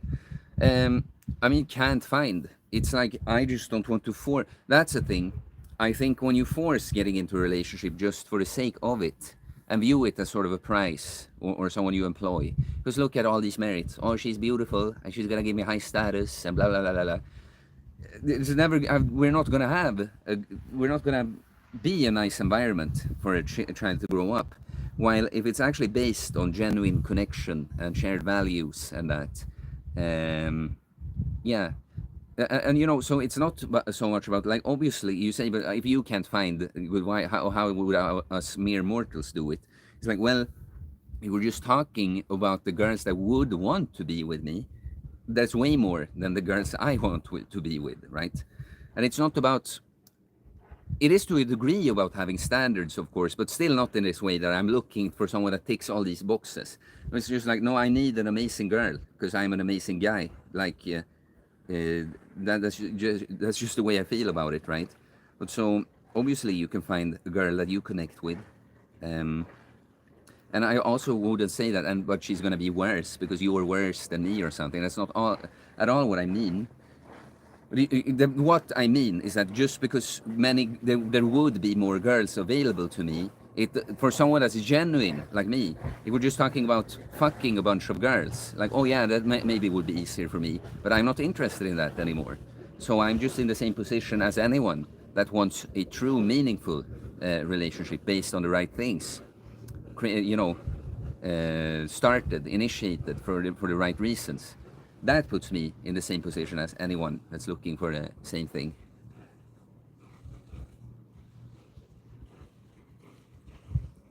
And he says, no more not says, that makes sense. And he sent it's an Australian $1 super chat, I think. Yeah, well, I appreciate that.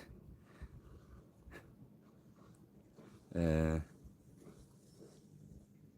yeah, he said, I personally have a different opinion. I see suffering as a necessity, and if you were to ask me if I want to be born, and then I'd say yes. Although I know it can be a very different answer if you suffer. Yeah, I mean, I agree, of course, suffering as a necessity, but that's what I said as a teenager when I was fighting with my parents and not having a good relationship with my parents. It's like, you know, I didn't ask to be born.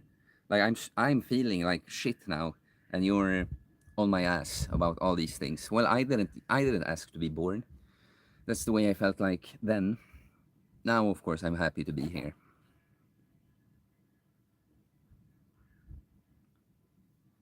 Nicolas Perez says, I was, of course, joking about the narcissist part. I mean, I joked about that part first, so And I spelled janteloven in Norwegian because I'm moving there soon, and sometimes I think about whether I should stick to it to integrate into a new society or just be awesome and do my own thing. I mean, it's a very different thing to just be respectful when you're in a new place. You know, you don't enter, you know, you go to a new gym and you're just like, everyone, I'm here. Congratulations, you know, Jack the Stacked Giga Chad Narcissist is here. That's a different thing. Um, of course, you should treat people with respect, and if you're a guest and new somewhere, but you know, the people you actually want to be around and stuff, like you shouldn't have to shrink yourself, just you know, just so they don't feel too bad about themselves. It's a very different thing to just treat people with respect and the fact that you're a guest, and just owning and being confident and outgoing and like that.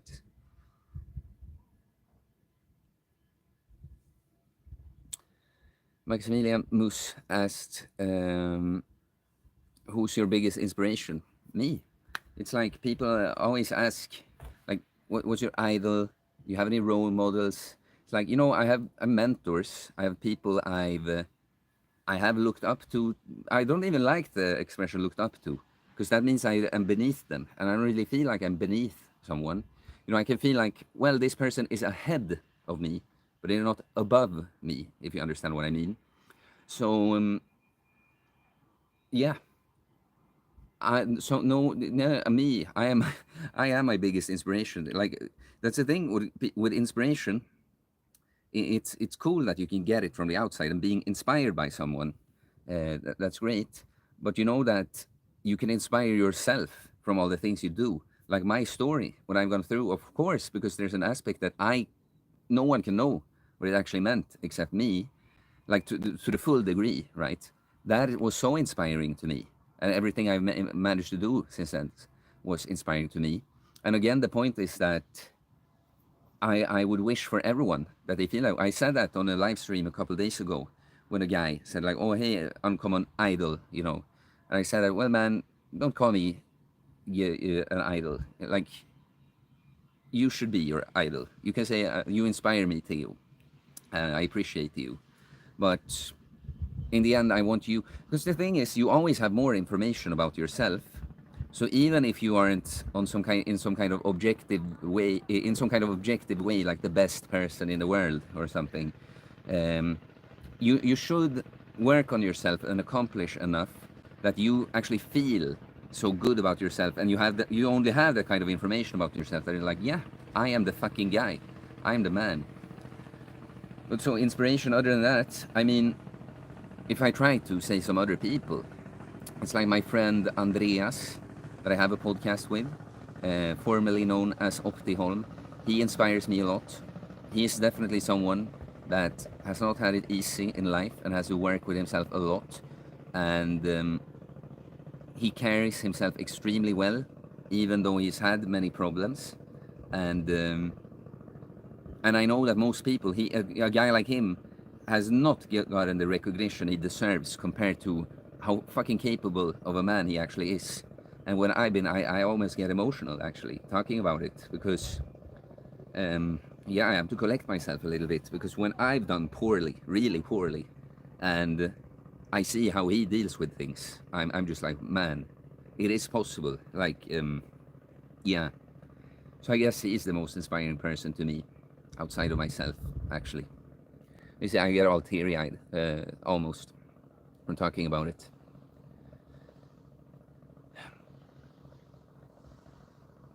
Nicolas Perez says, also, antinatalism is actually not about the bad outweighing the good, but it's too complicated to explain here. Yeah, maybe I'll look into that, but it's probably not something I agree with. Warrior of Love, like that avatar. We need to bring back multiple wives or husbands even. No one has time or money to raise kids alone. So you have a good name and then you say bullshit like that. I don't believe in that for 1 second, you know. I think human beings are supposed to bond. You know, it's quality over quantity. You come together in a union between the masculine and feminine that is imbalanced if there's more than one of each.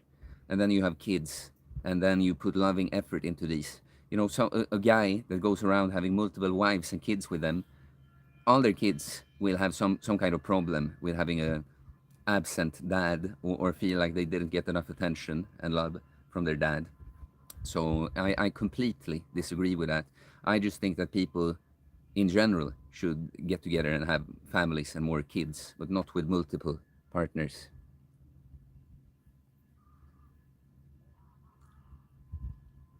Yeah, Mia says he's out. Thanks for the stream. Thanks you. Thank you for being here and contributing as always.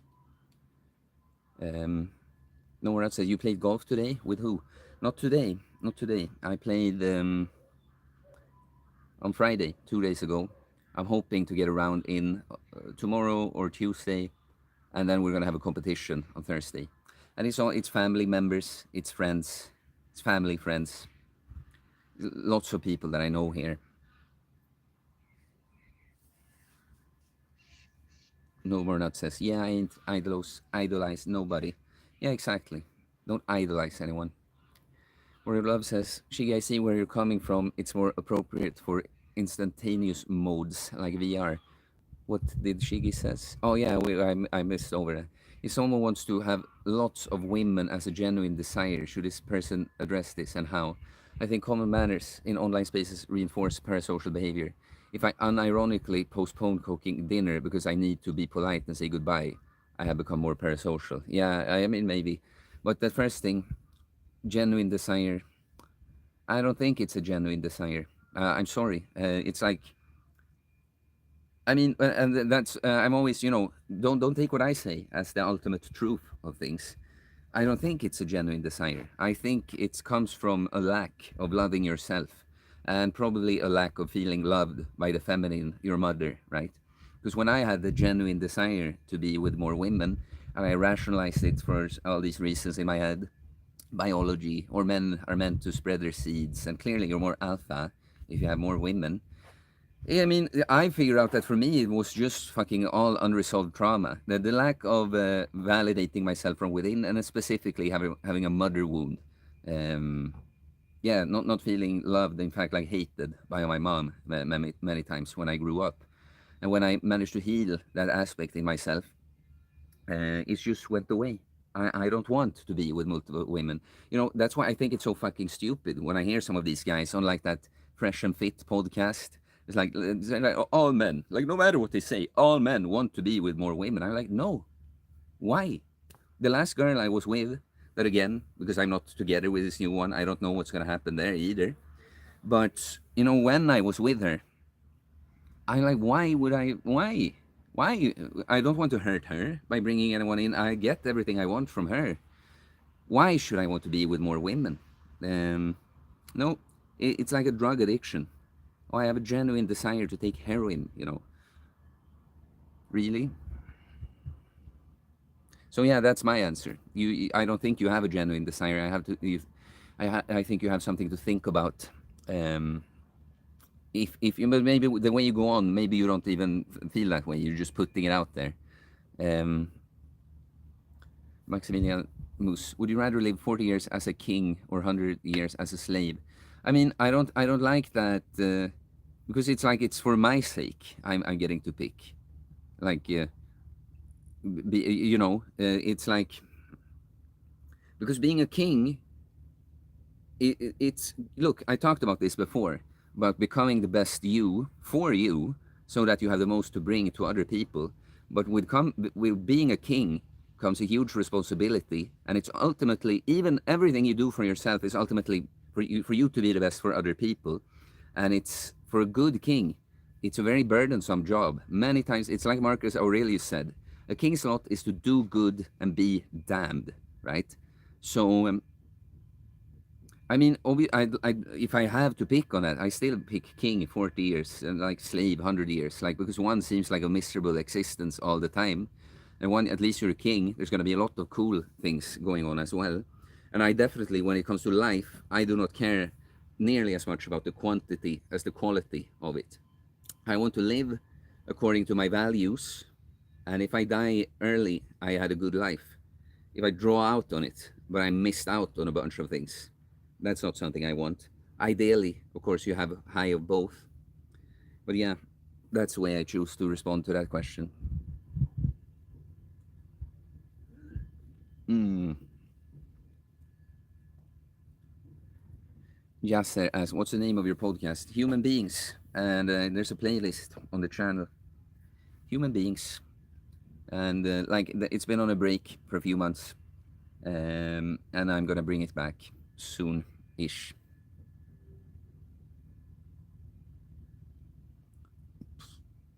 Mm-mm-mm.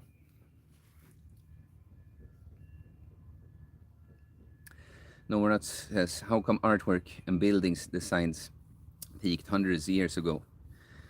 I mean, it's everything that's happening with society now. You know, everything is becoming more and more robotic and mechanical, just machines.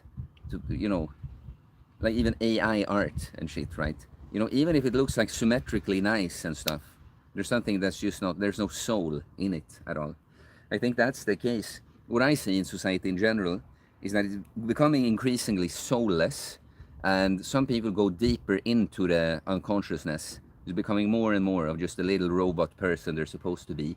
But the other side of the coin of that is that more and more people wake up to, like, because you know, you're pushed into something so weird and at some point maybe even painful that you're sort of forced to like start questioning everything. So I think that's the case.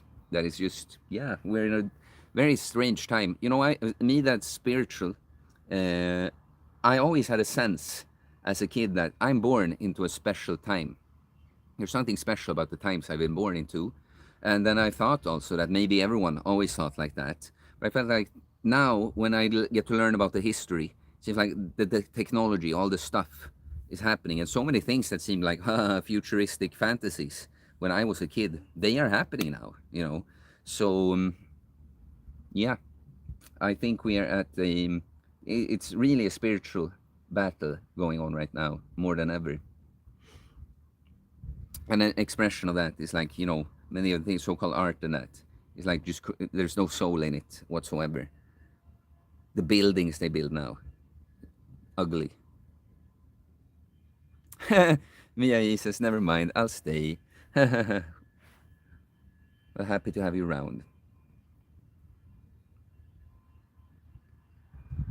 No More Not says, relationship too stressful. Well, the right relationship shouldn't be. But yeah, of course, it's a big responsibility to be in a relationship, and even more so to have children.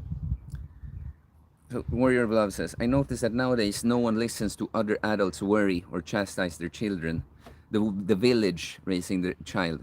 Spartans codified it, and only then and there does it pay to grow old.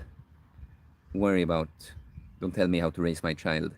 Yeah, I mean, first and foremost, people don't fucking even raise their children. Like, you know, my cousin and her husband, that is also my friend. Like, I call him my brother-in-law because she's sort of like a sister to me. I have such a small family. She has way more on the other side. But I think they're doing a pretty good job. Me being a perfectionist, there are things I'd like to, you know, get my dirty paws involved in a little, but I feel like they do a good job. But I see so many people, like I give you an example, that so many people that just let their kids be completely in the way for other people in different public spaces. And, you know, it's not the kid's fault. You don't want to blame the kid, but it's like you're going to teach your children to be completely egomaniac, self-centered, that, you know, the world is revolving around them. Other people move for them. They don't have to consider other people being in the way, you know. I see so much of this kind of thing. And I think I notice it too because I'm someone, because of the way I was brought up, not even just raised, but with my brother.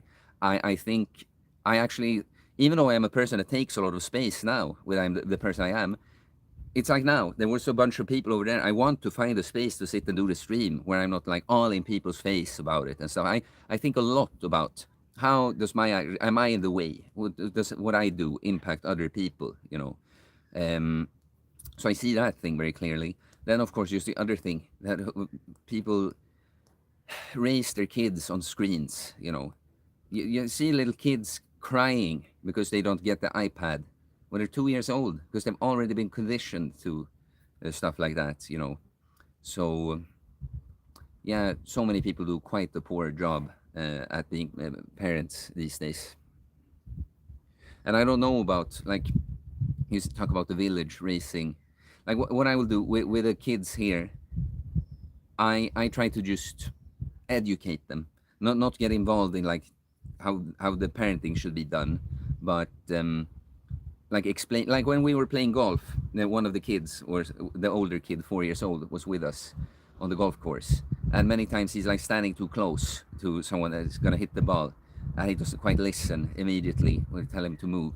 And I just try to explain to him, like, you know this guy, right? Like another family friend we know. Well, he actually hit his dad with a golf club once, and that really hurts, and that's why we're telling you we don't want that to happen. So, I try to get involved, but not when I like steer the way the parenting is supposed to be done, but just, you know, mentor the kid a little bit like that.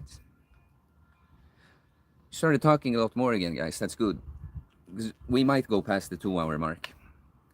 Do I want to put these on again? It's funny, I don't really use sunglasses much. I just kind of like to play with the look for live streams. Yeah, Shigi Overload said, yes, I wasn't asking this for myself, about having the so-called genuine desire to be with multiple women. Max Freese, I believe monogamy was a societal norm for many years to ensure more men could find a partner.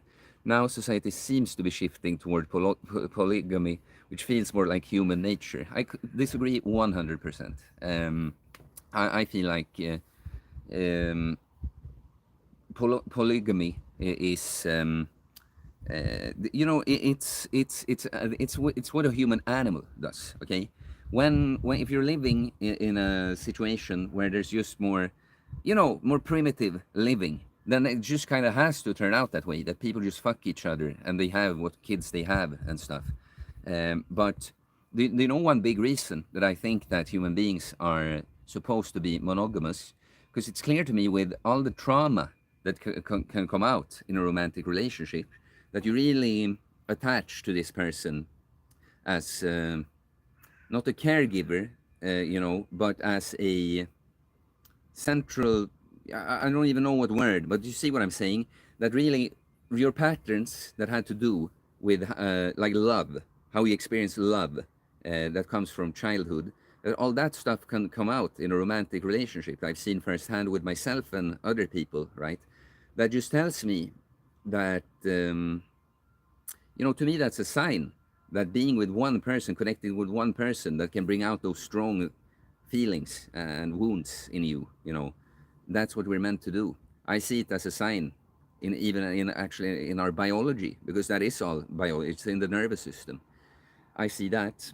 And again, I think because human beings, we are supposed to be more than animals. If you believe in God, if you're spiritual, you know that we while there is an animal aspect to us, we can transcend that. That's why we are different to all other species. Even if some of them can be quite intelligent and stuff, we're still completely different to all the other animals on this earth. So I think this is one thing. Of course, there are animals that are monogamous too, but it's really about like just a survival strategy like that. But I mean, monogamous quality relationships. That's how we actually evolve. That's how we give the kid what it needs from early on, puts them on a good path, so that they become more capable individual and they can do more to drive society forward, right? While again, I mean, I know guys that are the product of some guy just going around fucking girls and then leaving them for after a year or two, and all of them have problems. All of them have big problems from that. It's a deep-seated abandonment wound from that, and I've seen them have really poor lifestyles and habits, and so yeah, there's nothing that can convince me of that polygamy is the way to go. That's when you're the human animal. Like when we're literally in a situation that kind of warrants that things happens like that, and it's just in this society, it's just not like that.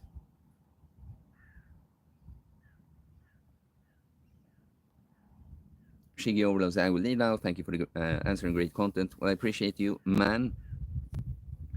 Um, Max, yeah, that was the one I just talked about. Maximilianus, do you think religion and natural selection goes hand in hand? I do not know what you mean by that. I'm not quite seeing Go hand in hand in what way? I'm not religious, I'm spiritual. I'm a man of God, but I'm not religious. And I don't quite, when I try to understand what you mean, I can't quite do it. No More Nut says, I think you should find wife now or next 2 years and get married plus kids straight away. You know, I don't, if you're telling me or a person in general, but that's the thing. I don't think something like that can be forced. It has to happen in the way it happens. That's what I mean. I'm not looking to hire a girl for the job of being my wife and mother of my children. I'm looking for someone to come into a divine union between the masculine and feminine, and therefore build a loving family. And that is just not something that can be forced. It will happen at the pace it happens, or not at all, if it wasn't in the cards for me. I think it will be. I do think it will be. And I also say that even if it can't be forced, that's what I've talked about in some videos, a hyper independence trait of mine, that maybe I've even kept myself from just being in certain situations where that just could happen. Like even that I'm seeing this other girl now, that is because I changed some ways in my behaviors, but I'm seeing a lot of potential. She's, no matter what, that's going to be a good like relationship at the very end. Like it's going to be a good connection. Um, but you see what I mean? I can make it more likely. I can put myself in situations and have experiences so that maybe I faster run into the person. But in the end, it has to happen. For when you look at it the way I do, it cannot be forced. And because I could, of course, if it was just like get the girl, as in hiring someone for this job, of course I could make that happen. But that's just not the way I want it.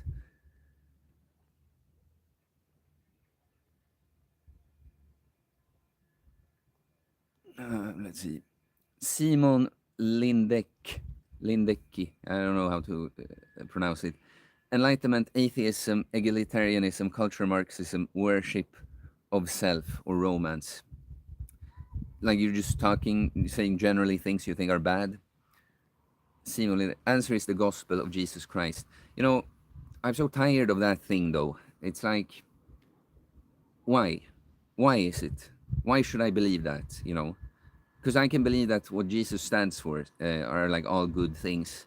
But why is it the answer? Why should I believe that? Because that's my entire thing. Christians, they always want to just drop by and be like, praise the Lord. Have you accepted Jesus Christ as your Lord and Savior? Amen. Amen. It's like, why did that ever convince anyone? I cannot become a Christian based on intellectual ground. Just like I found God from within, there was no argument ever that could have been presented to me about it. I found God within. I had a revelation. You understand? It was not any argument or book that told me about it.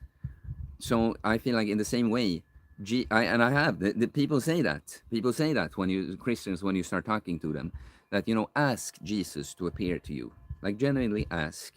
And I've done that, and I've really asked Jesus, like, because it would make it easier for me. Honestly, I feel like it would make it so easy to just know, like, yeah, that's the one religion, that's the right one. Follow Jesus Christ, embrace Jesus Christ. And I know a lot of people that follow me that are Christians would be happy about it. But I cannot fake it, and I cannot find any intellectual way there. So I need to have a personal encounter with Jesus Christ. When I'm talking like this, I'm completely open to it. Okay, I want it to happen, right? So I just get sick of this, like, Jesus Christ, the gospel of Jesus Christ is the answer. It's like, oh, great that you said that. Am I supposed to believe that just because you said it like that? Oh, you comment. It was an answer to the buildings question. You said. Um, Warrior of Love. Max Freezy. Men are born to whoop ass and clap cheeks. Well, male beasts usually. Males, yeah. Men want to be loving fathers, raising a good family. Warrior of Love says, would authority teacher be the appropriate word? Um, I'm not sure in response to what you say that. Maximilian Mus, for example, following rules of the Bible are good. not necessarily for religious purposes, but the fact that there are 2 billion Christians shows that those traditions help them increase their numbers. Okay. Um, yeah, I mean, but I think what honestly, what do you know what I think about religion many times? That the purpose, many times I think they all started as something genuine. Then I think often they get like corrupted, overtaken by, because people always do that, right? Will use it as a means of controlling society, gaining personal power and stuff. But I think many times the religions, what it is that for people that has, because that's kind of my thing. I do not want to talk about myself like, if you're not this super enlightened individual like I am, but I feel like I've had certain realizations and revelations that, I kind of, what how I want to live my life in the end is quite Christian, if you see what I mean. So I don't need the religion of Christianity, but maybe certain people that just doesn't aren't as spiritually developed yet need a framework like that to follow in that sort of way.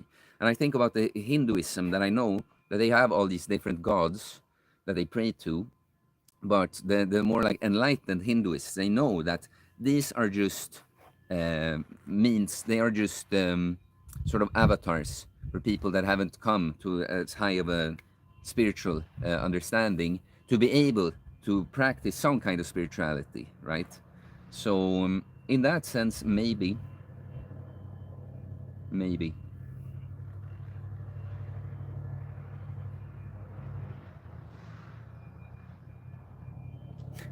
This is Luke. Praise Jesus, bros. It's like, who did that ever convince? Tony 420 Tokibos. I'm a single dad of 2 and overweight. Dating has been rough. I hope I can find love someday. Haha. Well, it's that's kind of like, if you're a dad with kids now, that should be your main focus. And then if it's meant for you, God will send you a woman without you looking actively for it like that. I think especially in that situation, if you already had kids with someone and you're no longer with them, I think the main focus should be on you being the best you for your kids and taking good care of them. And then if God decides that that's the right thing, he will send you a woman.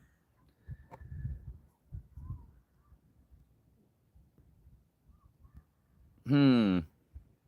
Interesting talk about Jesus here.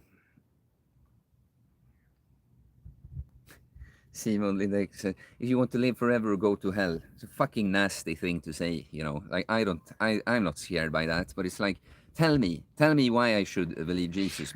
Just because you scare me about hell. Otherwise, I don't think so. Fear it cannot be. Jesus is supposed to be about love, and it cannot be that because of fear of going to hell, I'm supposed to believe in him. And then I don't actually believe in him, right? Then I'm just a coward, right? Like, I don't even believe in Jesus. I'm so afraid of hell.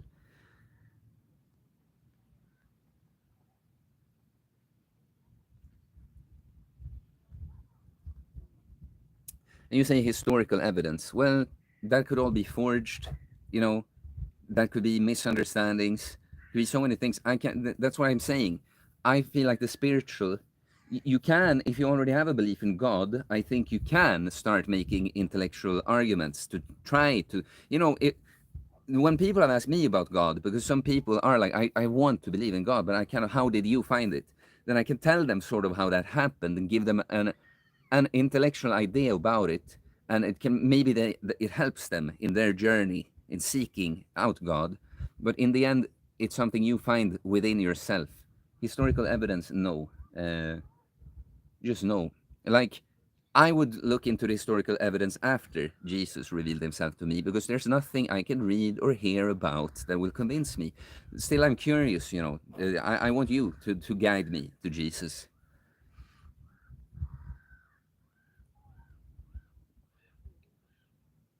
Warrior of Love says, Jesus owe us a lot, a whole continent and a good explanation. I do believe the love of money is the root of all evil. Only hear that from the Bible. Not quite understanding the entire sentence, because he owe us a whole continent and a good explanation. I mean, are you saying the two sentences there are they completely unrelated, or because I'm not quite understanding? No, we're not. Jesus coming back March 2027. What's that based on? Simon Lindek. Try James Tour, he said before, the historical evidence. Why, he says, Jesus is for those who know that they can't save themselves. You know, I don't know what I'm supposed to believe about. Like, when you say that, I'm not quite sure if you like follow Jesus or not, because I think you can save yourself, but not completely.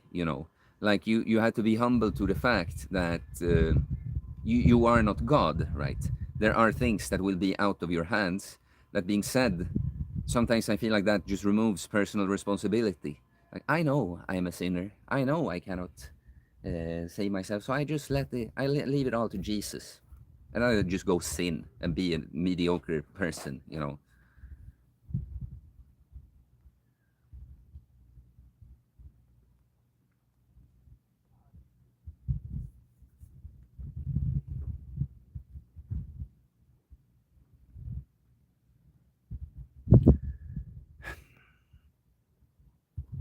Rishav Kaya says, a man that is completely defeated in every sense, no longer valued as a member of the family, no respect from the woman in his life, working a job that he hates and buried in debt. How to save them? Is that someone you know?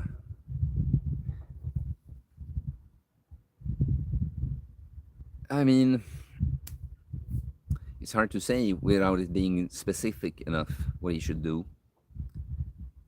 I mean, it sounds like he probably needs to prioritize himself for a little bit, give himself a little bit, build himself up. Maybe he'll also regain the respect of other people. Maybe he needs to leave that woman. I mean, I don't know the situation at all, so it's hard to say. My dad says there's food about in 10 minutes. I'm gonna be late for that, and I told them before. So Luke says, I will share personally. Nobody convinced me. Yeah, I'd love to hear it, because I want to. Honestly, I would want. I am telling you, it would be so much easier. Simon Lindex says, salvation is not as you said it. It is salvation from sin and death through death and resurrection of Jesus Christ. All this fucking blah, blah, blah, blah, blah. That's just nonsense to someone that isn't a believer, in Jesus. Like you just say that is what salvation is. I'm like, okay, I hear that you say that, but why would that change my mind about anything, or change my heart, if you will? If we're removing the mind out of the thing. Simon Lindek, enjoy the rest of your day. Honestly, much love. We'll comment or chat again sometime. Yeah, and I appreciate this back and forth too. I'm just giving my I want you to get to the core of it. Like, come on, I want to be convinced, man. So yeah, I appreciate it too, man. I hope to see you back.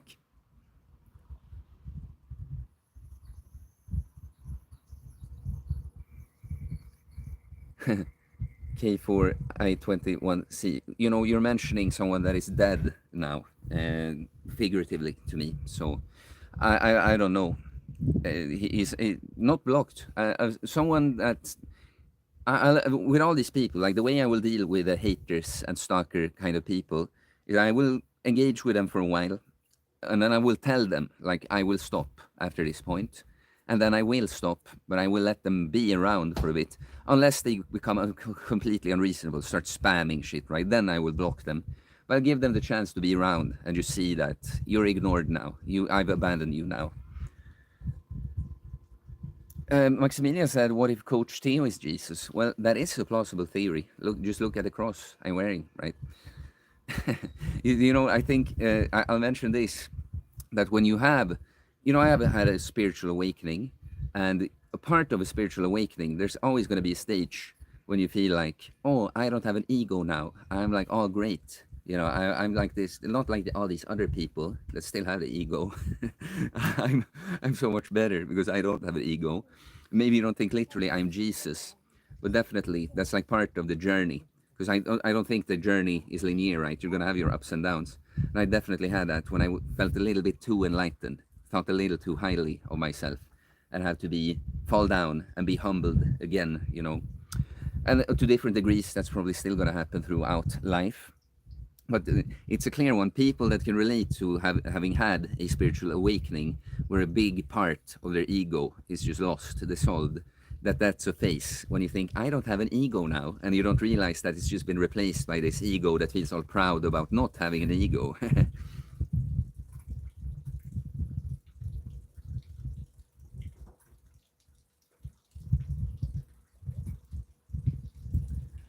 Warrior Love. The teacher authority suggestions were for when you were lost for words with caretaker. Ah, okay. Yeah, I see. I see what you mean. Context was how monogamy is better to raise children as opposed to polygamous parents. Yeah, I see. Simon Lindex said, loving thing to say, lol. I don't know what I said, if it was me. Luke Aham said, I would echo that story that if you search and ask for him to reveal himself, Jesus will reveal himself to you. Okay, but is there anything I should do other than just ask? Because I have. I felt like I've actually, and I should, many times when I had the idea, when I was in the midst of something, I was like, I don't just want to do it like, you know, oh, I just take a pause from what I'm doing. Like, Jesus, by the way, can you just show up? I've actually laid down and be like, okay, Jesus, if you are there, like, I want to believe in you. I want to join you. If I'm, you know, if that's what I meant to do, I want to. Please reveal yourself to me. And I've yet to hear or feel or experience anything. And yeah, I'm trying to be very clear that I'm not doing it as this whole bit like, see, he's nowhere. It's like, no, I am open-minded. I would love to have a change of heart. Like, if Jesus is the way, the love, and the truth, I want to know that too.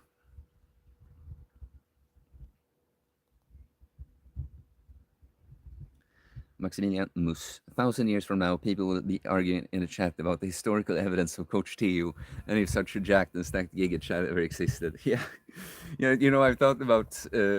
Well, that's just a funny message, but I've thought about sometimes, like, if people will like study people from like YouTube, like at his school of thought, like, well, he thought like this with his uncommon sense. It's funny to think of, because of course at some point we'll be historical figures. um,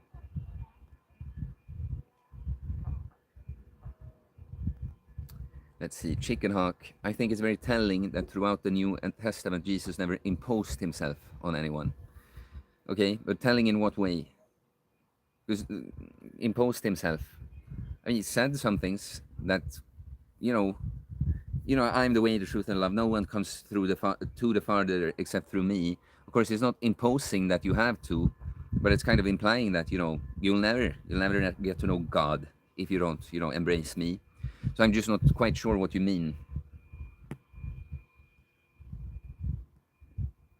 Warrior of love. Who or what would you consider a man's man? When I was a young gun, I was taught Jesus was the perfect man, virtuous, but for he knew he was destined for crucifixion. If Jesus is the answer, Christian missionaries and their colonization is his doing, according to said colonizers. Yeah, but that's the thing too. I'm more prone to believe that Jesus is the answer than that the man-made religion, Christianity, is the answer. Um, and depending on who you ask and stuff, I feel like, you know, that there are certain things, and of course that's the thing also with the Bible, that it's written down by people still. Certain things make it sound like really Jesus is special, like he is, it is the one begotten son of God. But there are other aspects when you listen to him when it feels like, no, he's kind of what I would do, trying to guide you to the God within, and that he was just one particularly gifted and enlightened individual. So yeah, I would be more prone to believe, but that's my thing too. Why it's hard for me to embrace Jesus as my Lord and Savior, kind of thing, is that, well, I just think he is a great example to follow. I don't think I'm supposed to worship Jesus. I think that's the mistake many Christians do. And then of course these all what you were talking about there, all the things that people do in the name of religion, probably has very little to do with what that person, Jesus in this case, was about to begin with.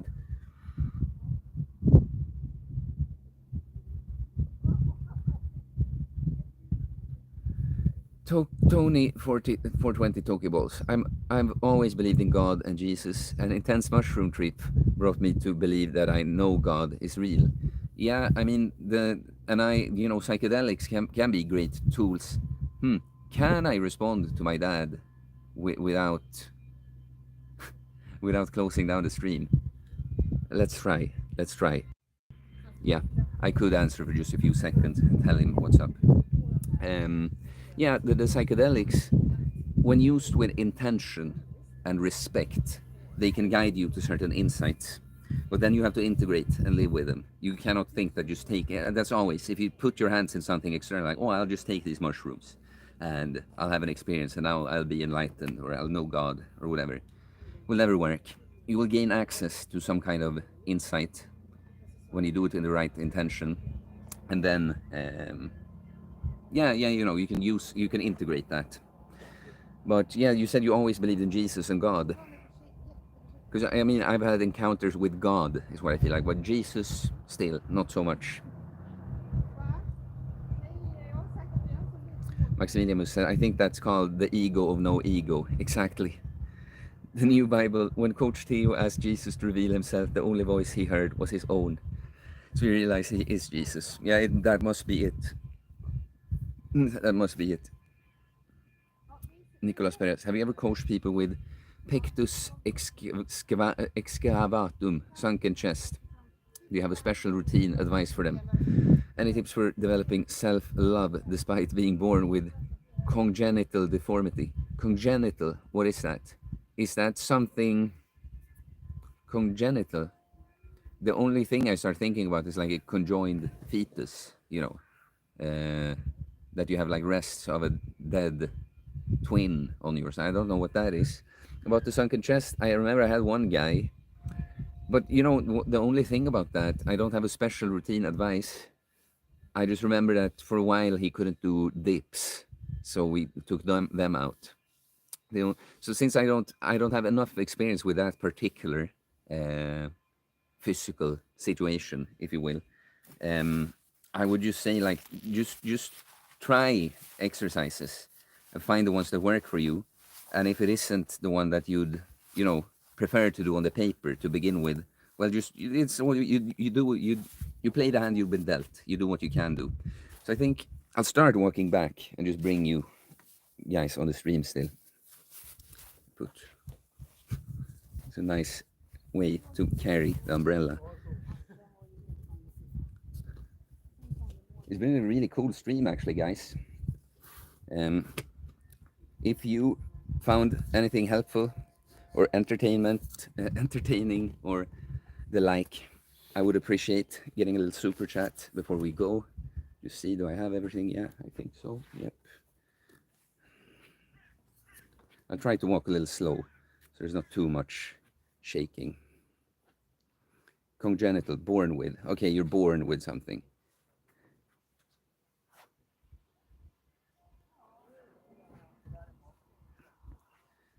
Warrior of Love says, dogma is insidious. I doubt Jesus the Christ would be. Probably a hard ass, in my humble opinion. Yeah, probably. And he was sometimes, right? Throwing tables and shit. Look at him. Personally, two personal things that helped me were accidentally getting exposed to adoration at Catholic Church. Many other things too. I'll say that when it comes to Christianity, if I have a branch that I prefer, it's the Orthodox one.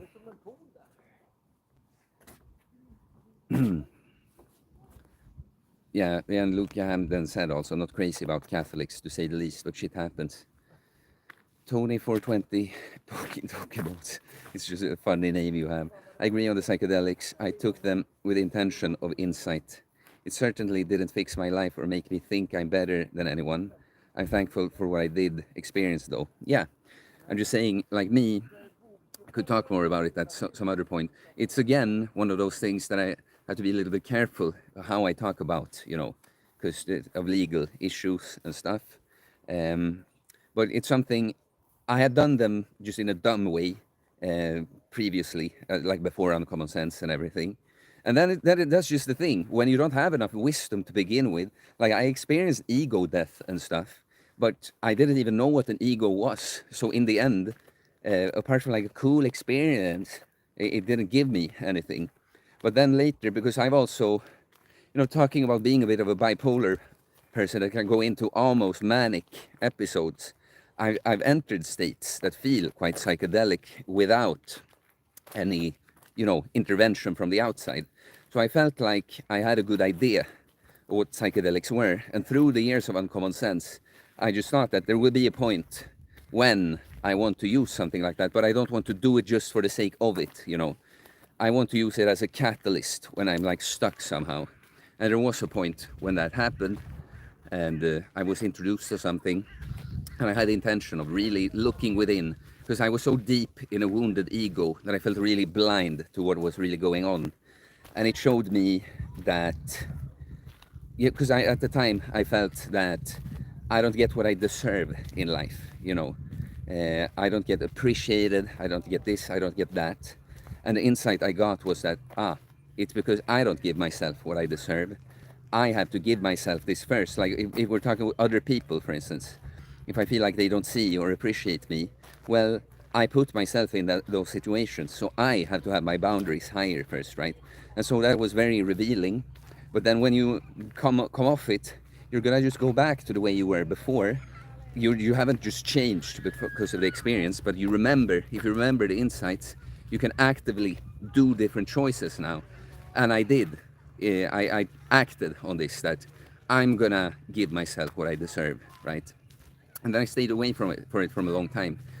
And then I had a few times when I saw use for it in that way. But that's the interesting thing. A thing like that, it can be just completely abused as something just like, cool, man, see all these patterns, and now I don't have an ego really, and I just feel like, oh, wow. It can be all a stupid hippie thing also.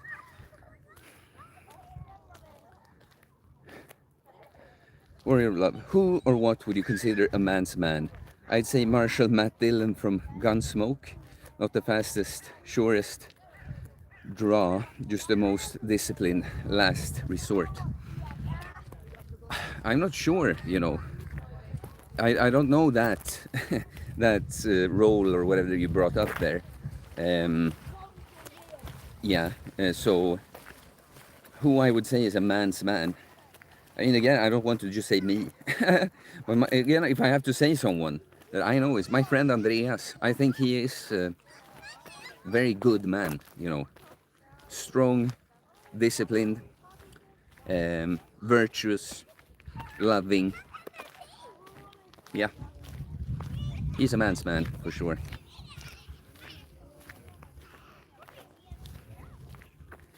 Why? Christ truly speaks for himself through his word, the Bible. Okay? But it's like, I guess I should give it a proper read, not just excerpts and that, but I have such a hard time believing that reading a book that human beings wrote down, even if it's his words, I don't know that all of the words are his. How should I know? This was thousands of years ago. And again, just because of the way I found God, I have a hard time believing something like that. Could give it a proper try, of course, like actually read it. I'm sure I find a lot of wisdom in it, but I'm not so sure that I find like, okay, Jesus is the Lord, the way, and blah, blah, blah.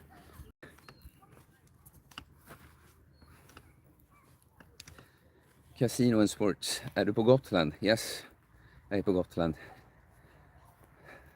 Look, second thing was learning about some first-hand stories related to exorcism.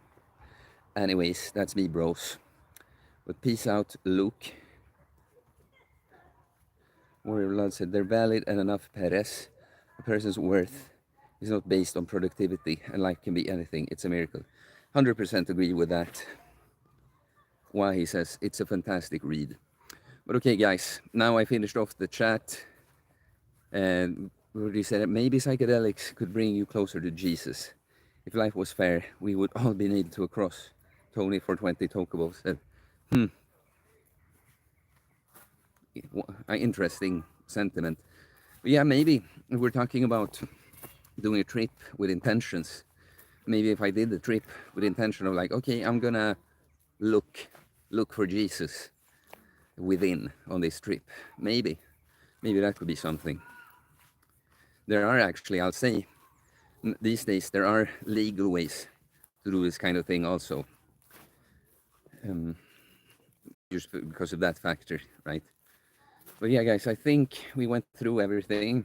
Yeah, we have 2.5 hours. Had a great stream. Could have used more super chats, but I'm happy. I'm happy with the stream. It was quite good on the other ones, and if it kept being like that, like on average, like the 2 last ones, I could definitely, like even after now, because during this week, no matter what, and maybe getting home too. But it's always like that I stream no matter what during periods when I just really feel like it, like both that I have the time and the energy for it. But I'm saying on those streams, the kind of support I got, that's something that could really motivate doing it for a longer time if it kept being that. But yeah, guys, had a good stream, 2.5 hours. Appreciate you all. And we'll see when the next one is. Try to put out some videos in the week. Probably no stream tomorrow or Tuesday. Maybe on Wednesday. We'll see. We'll just see. But thank you for this time, guys. I'll see you later. Peace.